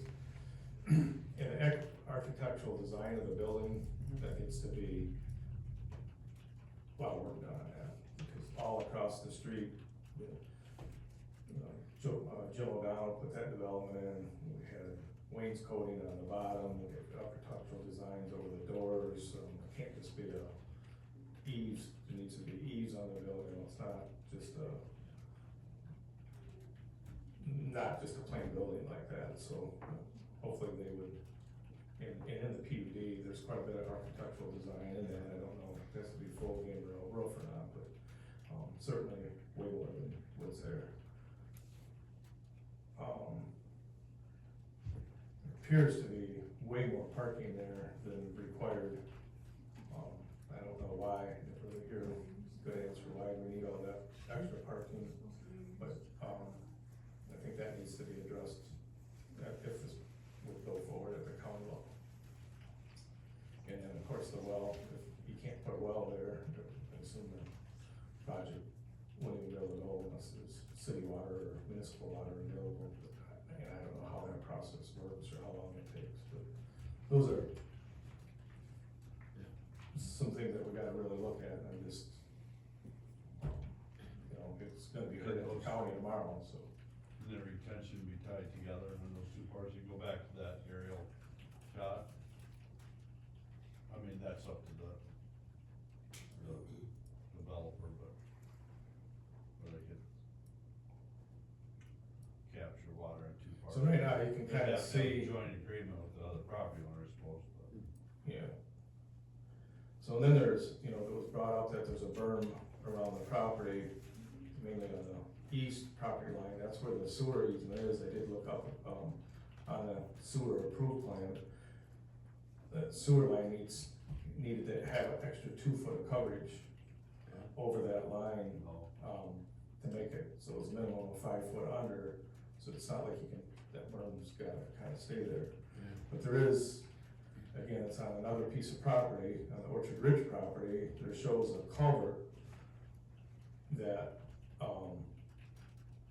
about where the green arrow is, that all that water, well, not all of it, but the overflow water would drain onto that common ground property, which again was owned by all this was owned by the Grahams at the time, but there's snow back there, I don't know if that culvert is there. If it is there, it's probably buried and not functional, or maybe it's not even there. So we need to verify that as well.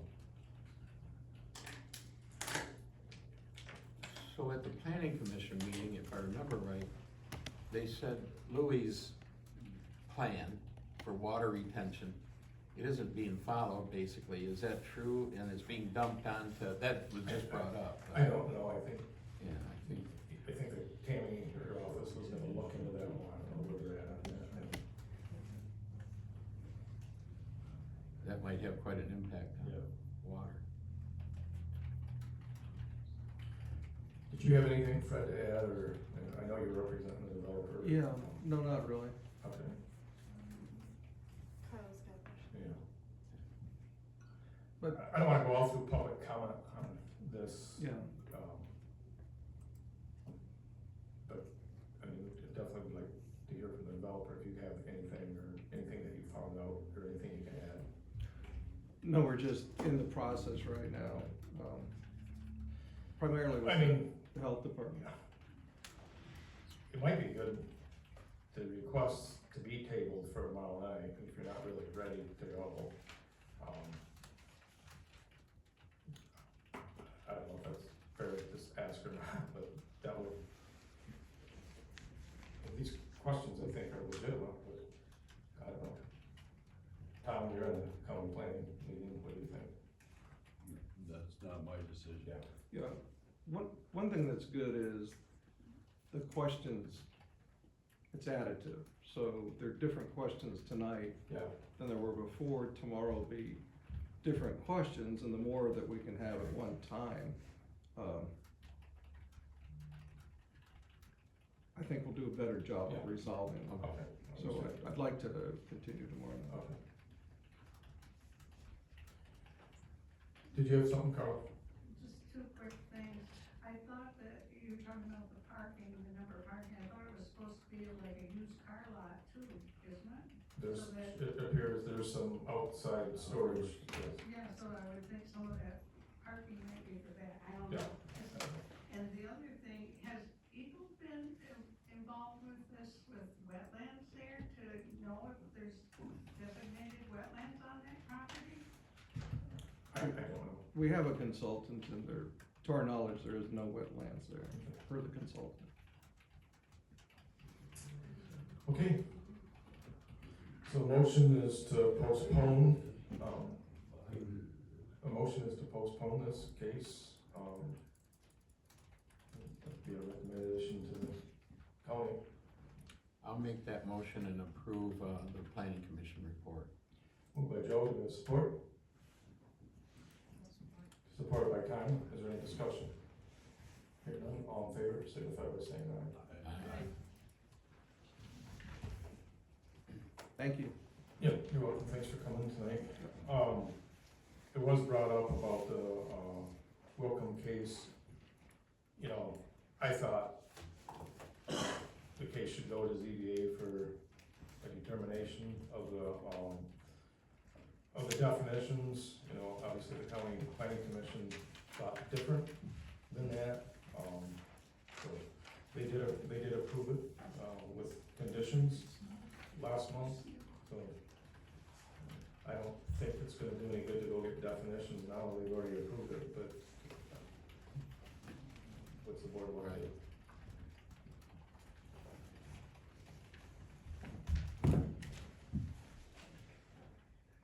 Okay. What do you guys wanna do?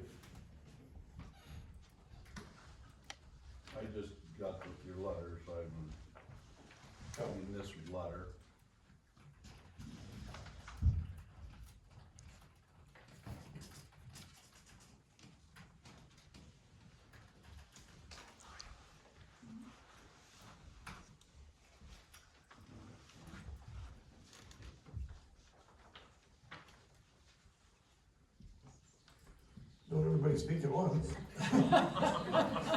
I need direction. No, I don't think really talking about that. So you got me this today and I've read it through. but- I sent it to you, Yeah, what, a month ago. well, I know you're gone. Maybe I didn't see it, but Yeah. anyways, what do we, well. Well, up in Maple I River. wasn't there. Okay, so up in Maple River Township, there's a similar case, that township said it was a contractor's use. The county said no, that it's a use by right, which, I mean, at the time when I wrote this, I had no idea, but, you know, it was just, in the Maple River case, and reading the minutes, there was questions on the interpretation of the definition as well. And John Evie brought that up at the meeting before that, that was the elephant in the room, is the definitions. So I thought it was good to go to the ZBA, get the definitions, so there would be clarity of what the definitions were. So that didn't happen. They went ahead and said it's a use by right.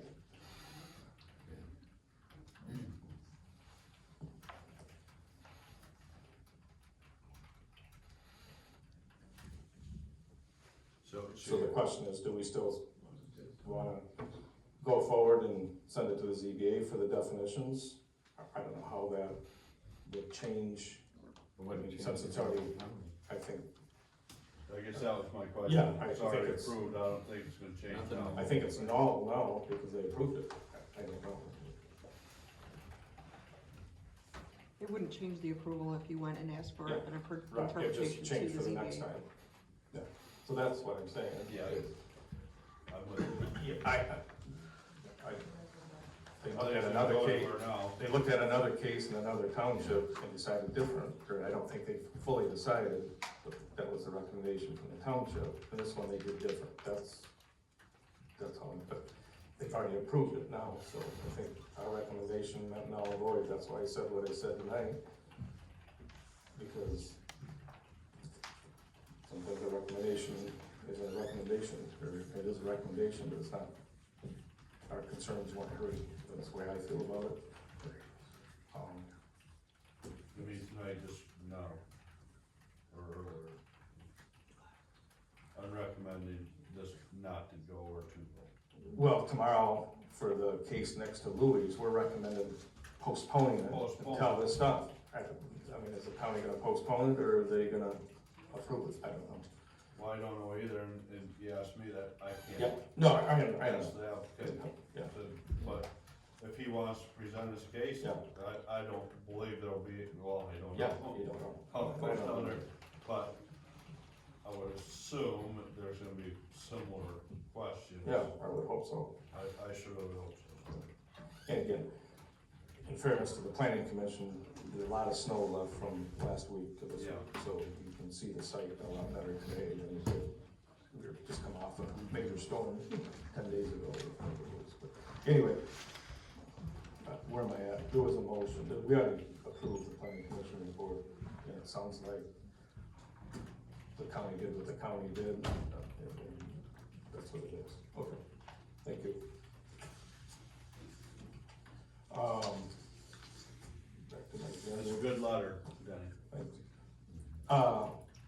Is there anything else on planning, did we miss anything? Did you guys, I mean, you've all been following the storage units, the request to change the ordinance? You've all read that, you guys have any comments on that? I read all that. Okay. Are you good with it the way it's proposed, or? Yes. Okay. All right. Fire department now? Yeah, so we had a few calls this month, so as you can see, this is our heat map showing where our calls were this last month. Next slide. We had 34 calls. We did training, we did EMS training at the EMS building. They have some really nice training mannequins that they picked up, and it's almost real live type scenarios that we were able to go through. We did a search and rescue with the college EMT class and paramedic class out at the Conservancy property this last month. A couple of our guys went out there with the RTV, and we kind of did a complete walkthrough. Not only do we have the people were in an accident with a snowmobile. They used the what 3 words to find them, and then they turned around and, you know, we rescued them, brought them back. The ambulance transported them to the hospital. The hospital actually did their whole triage situation. We did review the new SCBA fill station down at the new station. We also went over the new SCBA washer, and this is the washer for washing our SCBA's. And this that you're seeing here, this is actually water, but that's actually the color of what our packs, the dirt that came off our packs after we washed them. So machine actually did a great job for us, and we're very happy with it. Takes about 12 minutes to do 2 packs, and we got pretty much all our packs done with that. We had a few calls this month. This was a Sugar Shack fire on Resort Pike Road. This is about midnight. Obviously, you can see there's not a whole lot that was left to it. Burned up pretty quick, pretty small building. We did get called back to it because they had a whole pile of wood there. The next one is a call we had on Intertown Road. This was came in as a smoke in the living or dining or kitchen area. It was actually determined that the cause of the fire was the refrigerator. The refrigerator motor had malfunctioned on it, caused the fire. But what we did find is they did have a light duty extension cord feeding a toaster oven, and not that that's what caused the fire, but obviously that's a no-no. You shouldn't have any extension cords feeding those appliances, because the cord that's on those appliances are rated under UL, and you shouldn't have, especially a light duty one. This is a fire that we had out on Greenwood, excuse me. This was a small little farm. Unfortunately, they had a few livestock in there, goats that didn't make it through it, but heat lamp caught the hay on fire and caused a little fire there to the family, and you know, they're kind of devastated. Kids were devastated with the situation. A little challenging, long driveway. You know, we didn't use a ton of water, but a long driveway, had back trucks up in there to do the nursing, but thank goodness there wasn't a lot of snow either. So I think that's it, isn't there? Any questions?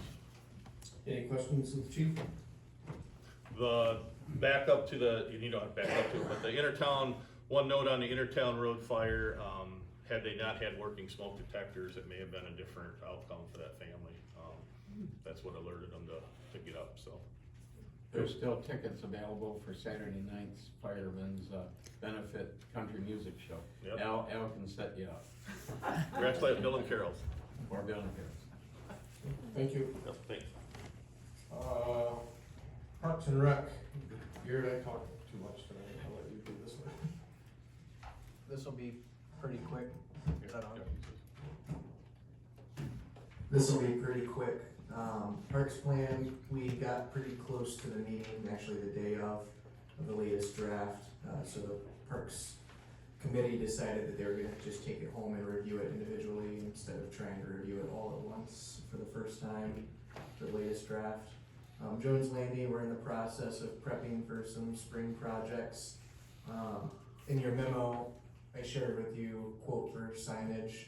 I was hoping to have that to you today, but when they got it over, I noticed there was an error. So I've been working with Sign Design to get that corrected. So we don't actually have a quote to accept today. But there's gonna be the signage, the striping and the resealing, the preparation to repair the dock that's down there, and then some accessibility improvements with some concrete. Kind of some smaller things, but things that the Parks Committee asked to be budgeted for. And I think it's all in the budget. So you'll see those probably next month, or if we have any meetings before then. For Spring Lake Park, outside of the renovations, the big thing is I received a grant, or I worked with DTE to get a grant for some tree plantings to happen down at Spring Lake. We had a lot of deadfall and then trees that ended up having to be ripped out with the ice storm, especially around the buildings that we're putting in. We didn't want to risk things falling down onto them. There's also some trees that were buffering between the highway that came down. So Relief is a program that their aim is to put native species in areas all around the state of Michigan.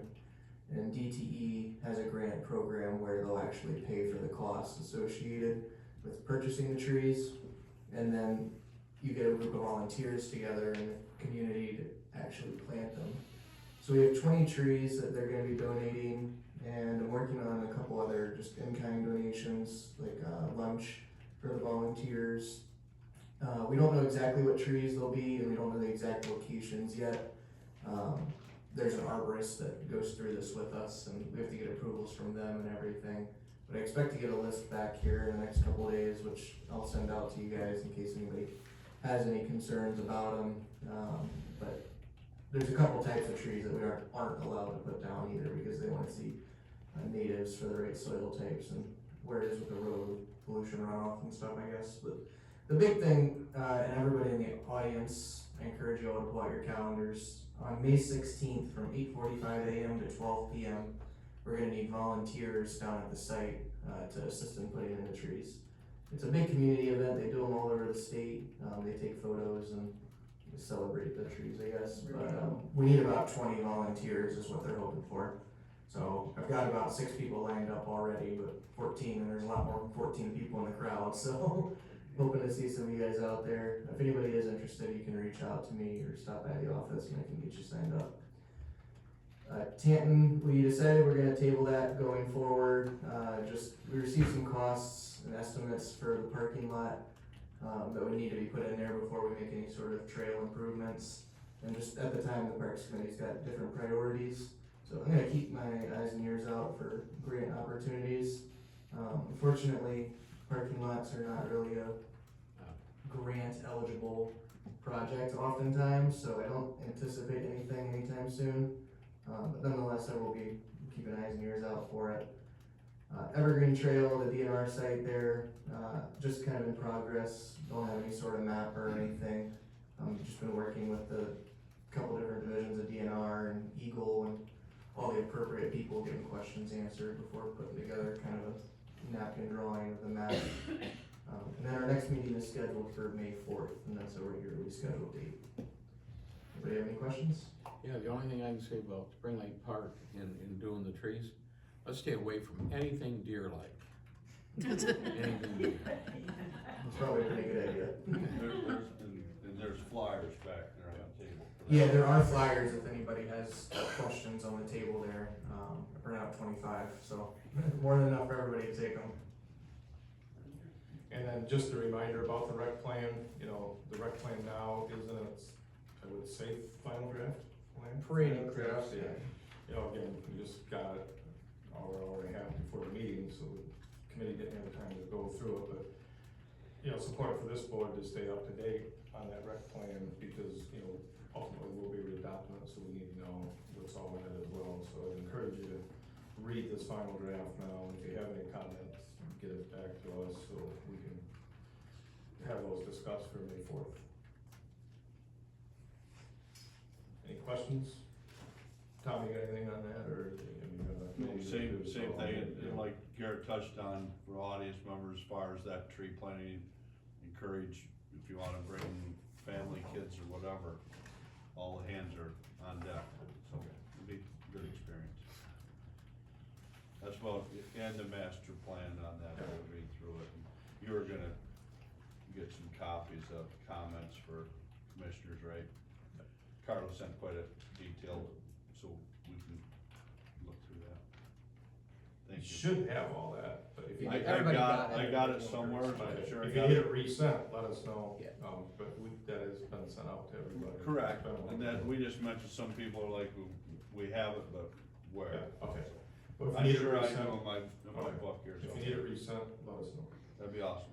And then, correspondence, so the MTA conference is coming up, April 19th through the 22nd, or 23rd? 20 to the 23rd. Or 20th to the 23rd, so, I know Tom, Joel, myself, Emma will be going to that, Garrett's going to that.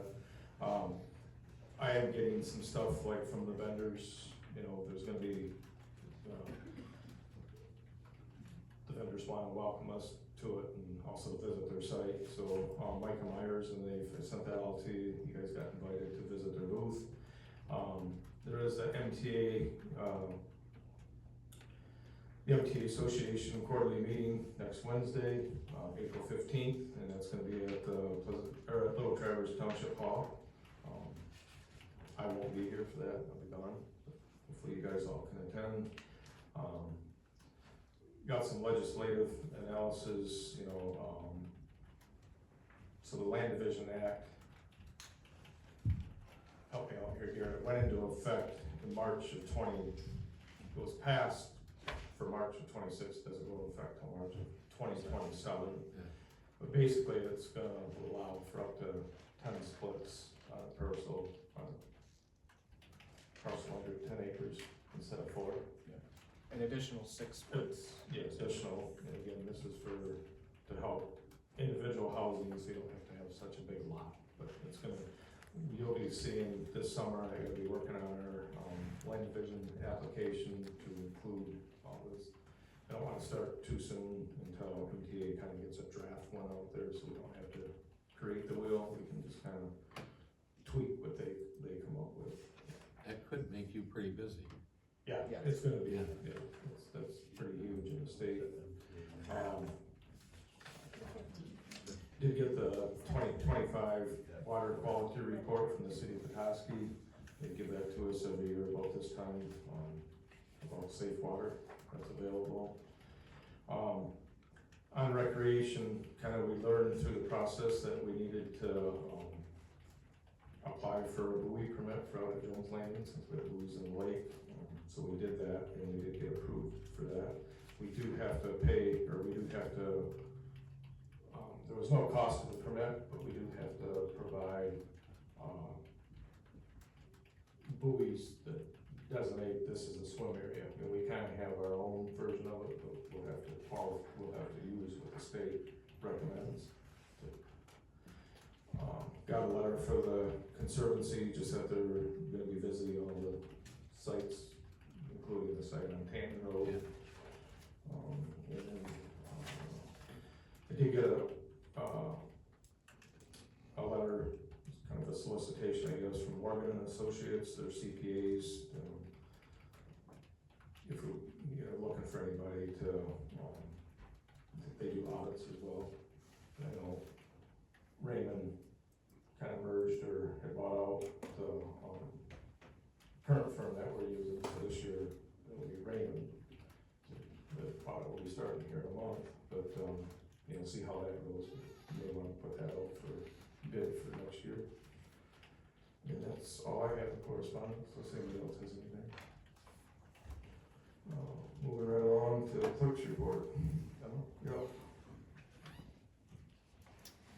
Alrighty, I have bills in the amount of $345,097.99. You all received a copy of those bills. Did anybody have any questions? No. If not, I would move to pay the bills. Support. Moved by Emma, supported by Tom. Is there any discussion? Hearing none, all in favor, signify by saying aye. Aye. The only other thing I have is just that we are well underway with our May election prep. Ballots went out at the end of March and they are coming back pretty readily. All voters received a new ID card indicating their new polling location. So we've been getting lots of phone calls on those, which is a really great opportunity to share with people news about the new hall, and then just develop the understanding that these offices are remaining in place. So it's been really good to touch base with a lot of voters that way. But yeah, looking forward to May. I bet. It's coming around the corner very quickly. Yeah, it is. I mean, May's seems like it's still winter, not spring. Coming. Doesn't feel like April 8th. Why don't you just explain kind of the process if you want to drop off an absentee ballot, where you would do that? That seems to be questions I got. Yeah, absolutely. So absentee ballots have prepaid return postage. So the actual absentee balloting process has not changed at all in light of this new hall. They can still be mailed back with the prepaid postage. They can be dropped off in the township drop box, which we have the drive-up one there, the one on the door, and then the one inside the building. You could bring them in and drop them off to me personally, or there is a provision in the law now where a voter can bring their absentee ballot to the polling site and use it to vote on election day. So that would really be the only impact that the new hall would have on absentee ballots, is if someone wanted to use that ballot in person on election day, they would have to go to their new polling place, which is the new Township Hall, instead of coming here. But as far as, the vast majority of people do not use their absentee ballot that way. So, the majority of people will be returning them to this office, so. Any questions, Bill? Move on to the treasurer's report, Kai. So I handed out, the balance sheet as of 3/31/26, and the taxes are, turned into Emmett County and were balanced on March 5th. And then the building department, I had Garrett put up, how many inspections we did this month, or in March. There were 66 inspections and 33 new permits that were issued.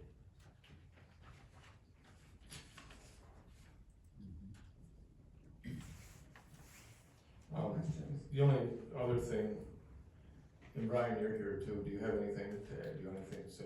Well, if these guys behind me would quit shoveling snow and start shoveling some dirt, we could probably get some.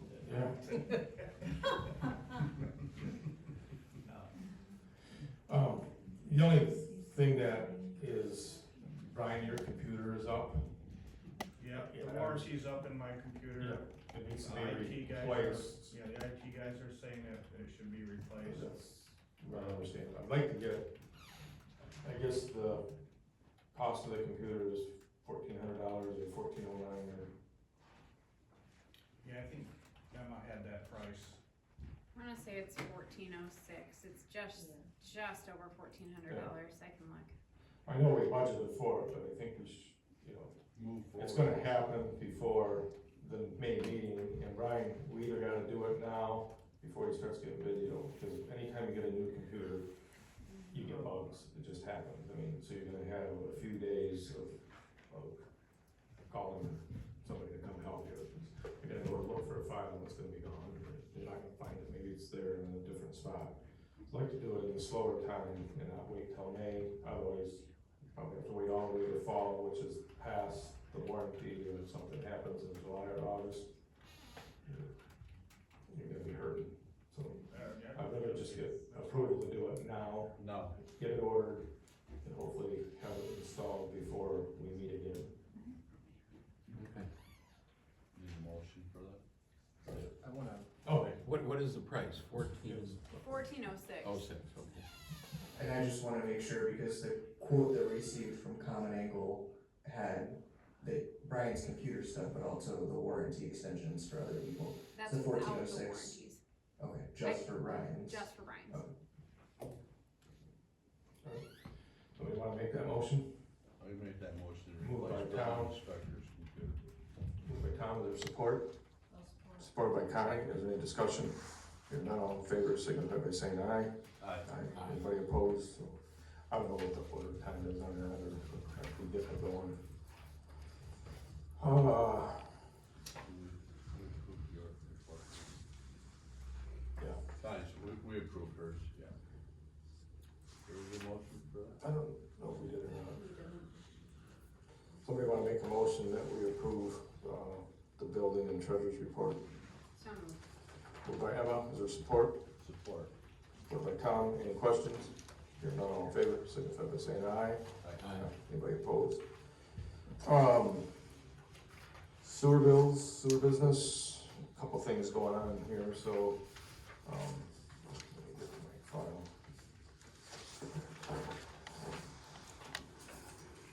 Here's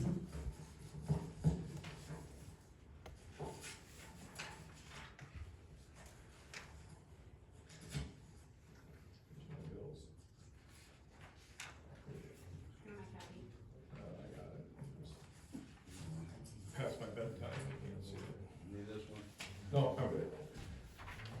Forgot I didn't make a color copy. I'm greedy. I should have.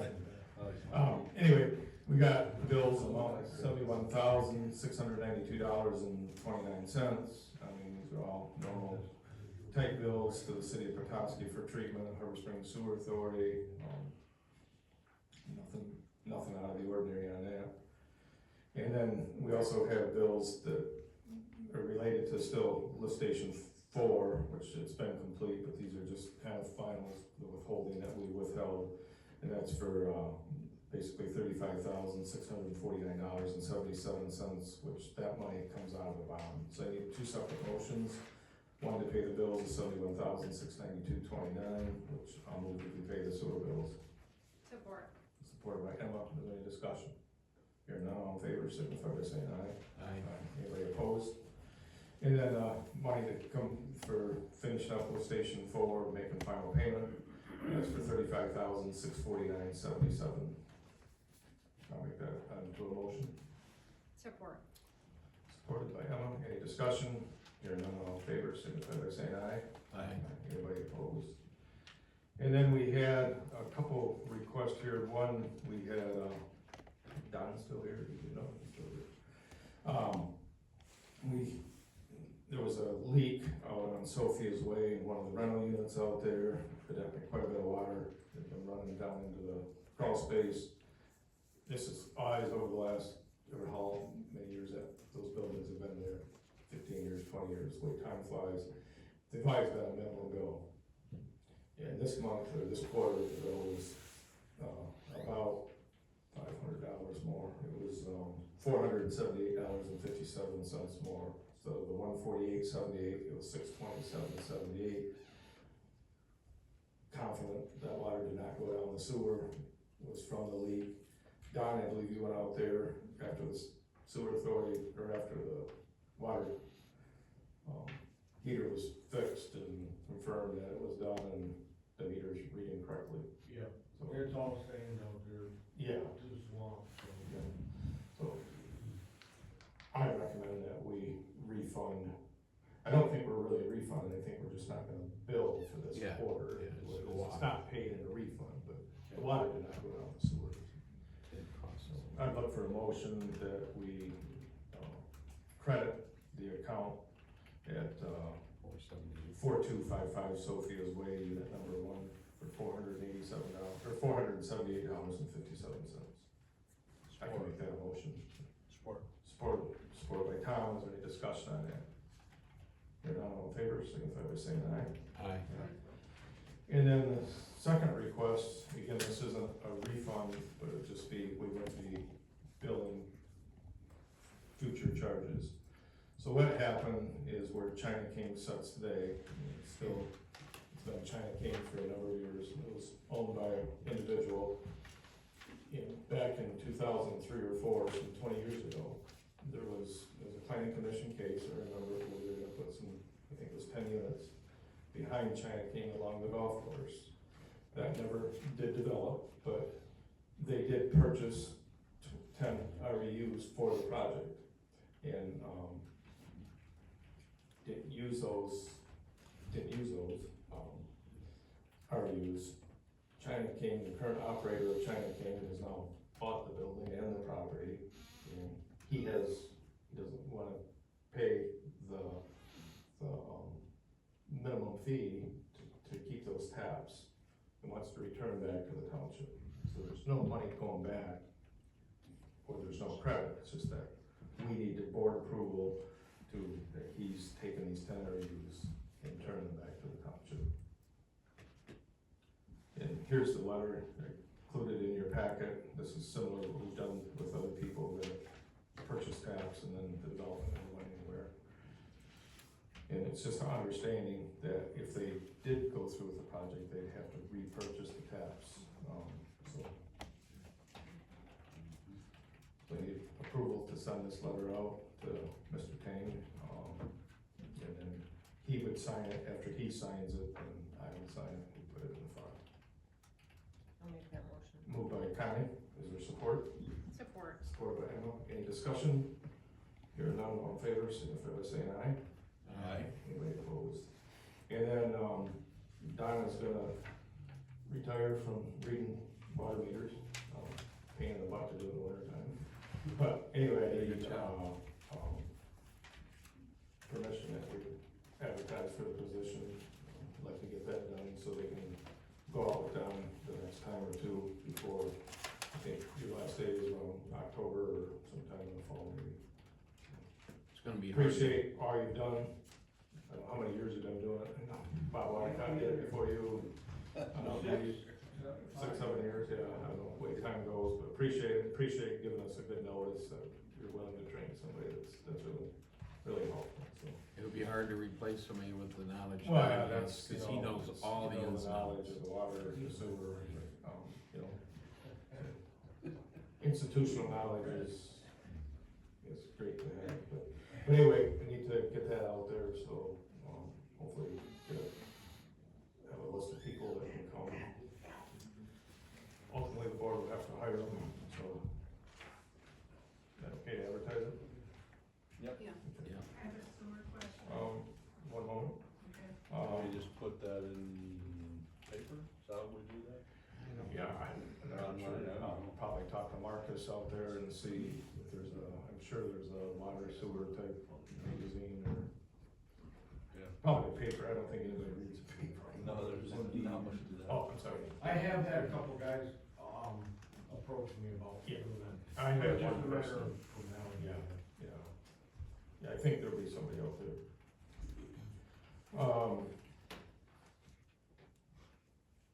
Any questions up here? Request from the floor, anybody got anything? In a recent meeting, you had made a request for Goslin Zuback to do a review. And provide an estimated cost for the developer to pay for the service on, the proposed Intertown Road. Have you heard anything back from Goslin Zuback? Well, they give me a proposal of what their estimate cost would be to review the plan. It was $15,000, and the developer did pay that $15,000. It's in it. Did or did not? Did. They put it, yes, it's in an escrow account right now. We got the check, I believe, about a week ago. You know, I don't know when that comes in. But anyway, we got the check, and then, but Goslin hasn't started any of the review yet. Bob was on vacation like everybody else in Northern Michigan last week. He just got back in the office on Monday. But no review, he hasn't started, but we did get the escrow funds. Will it be public or is it just for the developer? No, it'll be public. So you'll let us know when? Yeah, I mean, right now, nothing has been done, but. Thank you. Yep. Any other public, Tom, go ahead. The boards of review are over for March, and can you tell us how many poverty exemptions they're requested and were granted? 2 were requested and 2 were granted. Thank you. Todd, did you have some? Yeah, speaking of lift station number 4, Yeah. was that new development gonna go up to lift station number 4, or is it gonna go down Cemetery Road? Cemetery. Cemetery? How much capacity is left at number 4 now that you've done the upgrade on it? I can't tell you. I can get you that information, but I can't. Okay. I don't know it right now, All right. but I would be taking a wild guess. Okay, good, thanks. Yeah. I got a question concerning that too. Who's gonna pay for that flow? It's not gonna come from the developer. The township, is, according to the sewer authority, is gonna be paying for that flow to the city of Petoskey. What flow? The flow from that development, correct? No, the developer would be, I mean, we'd meter it and. Gonna meter it? Yeah, it'd all be metered. They gotta pay for the flow, yeah. No, we And then I got some other questions also. With, how much money have we withheld from Ironwood on the new fire hall till it's complete? I can get you that number. I might have it, I don't know. We have not paid it in full then. No, 100 and. About 125,000. withholding, yeah. Yeah. There's 124 something. Yeah. Don. Okay. I just. Yeah, it's had usually that like question. 10% or, it's a number we Yeah. usually use. Yeah.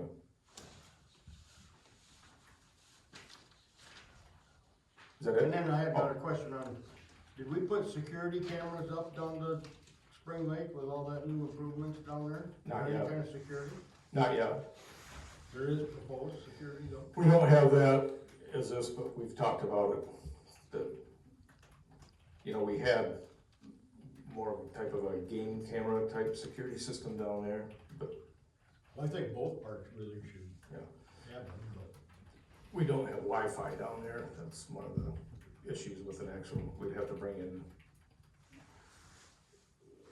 you know, we don't have like AT&T or Charter or Yeah, anything we like could that. do like a game camera with a. Yeah, well, we with got, solar and that's, we have you know, that. on video, you Yeah. can put on video, it's just a phone service, Yeah. all this. so. Yeah.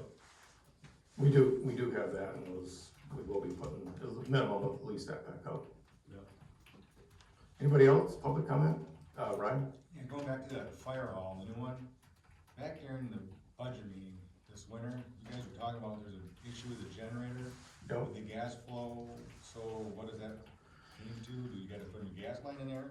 No, so DT was there last week, or maybe 10 days ago, and Wayne's Electric, who installed it, and the gas pressure needs to be boosted, and then a manifold needs to be put on there, and Ballard's is well aware of that, that's under, but we also got, it's a generator, I mean, they have to approve this, so it doesn't void the warranty, it's in that process of. So you don't have to put a new gas line in, No. Okay. Pressure increase. No. Any other public comment? Did you mention you needed a second motion for your bond on your sewer? 'Cause I don't know, did I? Well, you said you needed. Yeah, a separate motion. I did too. You did, I mentioned I just talked about it, but I didn't know if you did the one for the bond. Yes, yep, we've got a motion for the sewer bills and a motion for the sewer bond. Okay. Thank you. I wrote it down. Any other requests from the floor? Yes. I was just wondering how if you guys are still planning on implementing the Zoom for future meetings? And also, how's the website coming, the calendar? Garrett, can I turn that over to you? Yep. So I don't think that there's any plans, at least I've not received direction from the board for Zoom at this hall. So, No, the new hall. right, it's going through the process, Sunrise Audio and Visual, they're doing all of that. Oh, perfect, so you're. They're putting all the capabilities in, there will be camera and Zoom capabilities and TVs and a whole microphone system that puts it right into the streaming or recording or whatever the board's direction is, but, and then the website, we have to start figuring out exactly what we want in the website, cause it's not just the calendar, it's every aspect of it, email lists, data collection, services, if we're gonna have a hall rental, do we want that to be online? So we're in the process of information gathering of what it is that would really benefit, you know, everybody, whether it's the employees or the residents. And another thing, the packets, so like when you guys put out your agenda, can you just attach the packet and put that online? So we can have it before the meeting? So I'm gonna need you guys are gonna have to help me on this. We either gotta set a hard deadline. You know, what happens is stuff comes in. It gets changed. It just gets changed. Yeah. And either tell me, I don't know what the county's policy is, you know, 10 days before, but I mean, it's gonna, you're either gonna have more meetings or just things aren't gonna get on the agenda. I allow it to come, you know, because I get partial stuff, and then sometimes I don't get it complete, so it doesn't go out till late. Now, whether put it on the web or not, I mean, if it changes, then it's out there, that's, I don't mind emailing it, to anybody that requested, but if you guys want it out there, I mean, we'll put it out there. I don't think I Board- want it that's a out there, board- but that's a board if decision. it changes, let's have old info out there. I mean, you could put up to 5 days, and if new information comes in, that's not on us, it's on, you know, the pulp, if the letter came in or something. Your agenda, you put out 18 hours in advance, so it was put out on Monday, right? Yeah, it was put out on Monday. So I mean, how much does it change if you put it out 2 days Yeah. before? Yeah, I mean, It's just 2 days and not the night before the meeting. It has. I tweaked this thing, yesterday, so it happened. I guess it'd be up to, it's, you're trying to put it together, yeah. 3 days, I don't know. Well, you guys gotta give me, if you want me to cut out, a hard deadline, it happens with the planning commission, there's always somebody, and it can happen to any one of us, you get caught. But you either gotta have a deadline, where that's what it is, the agenda and the memo will go out then, and then that's what it is. Check with the county, but I think they have 3 days. Is it, yeah, It's not, Annie? More than that. yeah, we're pretty generous here, I mean, Yeah. it helps the residents, it helps. I mean, we have to have But then- information in way in advance. Yeah, We don't need it way in advance, just in no, I advance. know you don't, but it's not just Yeah, you, yeah, I but when mean, you- it's if- everything. You don't have to give it to It's us. logistics. It's typically, I mean, in this interim time, we're happy to email it, so it's typically safe to say that, day before the meeting, if you wanna email us, we're happy to get it to you, cause that's I mean, kind of the way we're operating now. Yeah, I mean, I do email it out to a couple people that ask, and everybody seems to get it. But if you want, give me your email, I'll just email it to you. To get it out there on the web, so, I don't know, I'm not a social media guy, so I just, it's, Well, the planning packets would be nice, to be able to see before the planning meetings, I mean, like the county puts theirs online, and Yeah. it's just nice to go back and be able to pull up that information. we're here to, I know, thank you, and thanks for adding the clerks. Thank Yeah, you no for problem. doing that, appreciate it. Question. Back to the, that Mansfield thing. And how the tip works, I'm learning too. I don't know, I put Tammy on the spot. address to the board. Alright, I'm not gonna ask her, but I'm just saying, I don't Yeah. wanna put her on the spot, but if you might ask somebody like Tammy to explain, cause I would like to know how they were saying that the schools aren't affected. And I realize that somehow that money comes back to them, but I do remember during the, Maple Block, that there was a voted sinking fund for the schools, and that was affected, that money didn't just come back to the sinking fund part of the school. It would be interesting to know what funds are actually taken, what ones are acceptable as being, okay, this can be taken for that. Cause some of them are acceptable and some of them aren't evidently, but I would like to know what they are. I think the board will wanna know too, but I can't answer that, so. You can But or you? I cannot, Yes. I don't know, cause I'm learning too. Yes, I didn't expect Yeah. for anybody to answer it right. But I wrote it now in down, the so, future.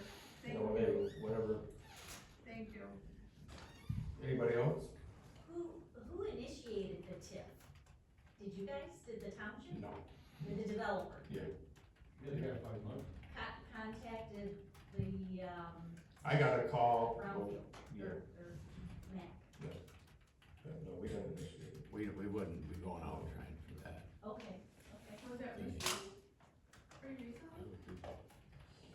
He contacted me in the last week, and I got this packet on there, I got this PowerPoint presentation on Friday afternoon.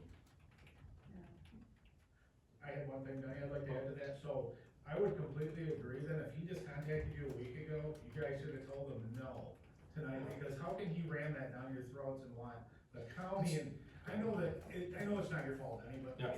that was unfair ask, to come in and say, he already had the schedule set, like, they're supposed to go boom, boom, boom, without even, and I sat through all the meetings, and they did say in this room, and I asked, and you guys, all of you were my witness, not one dime from taxpayers. We're gonna fund this whole thing ourselves, and I think that, that should be talked about more, and I think that you guys should even request Doug Mansfield come back to the next meeting, because Doug himself either was untruthful at that microphone, or didn't, if they knew, I wanna know who knew what when they were gonna do it, because I think it's really unfair to all of us that sat at those meetings, and I think it's unfair to you, all of you guys. Alright, anybody else? Okay, anything on the board No, it's late. Alright, Good job. 9:30, It's late. we'll be adjourned. Thank you, everyone.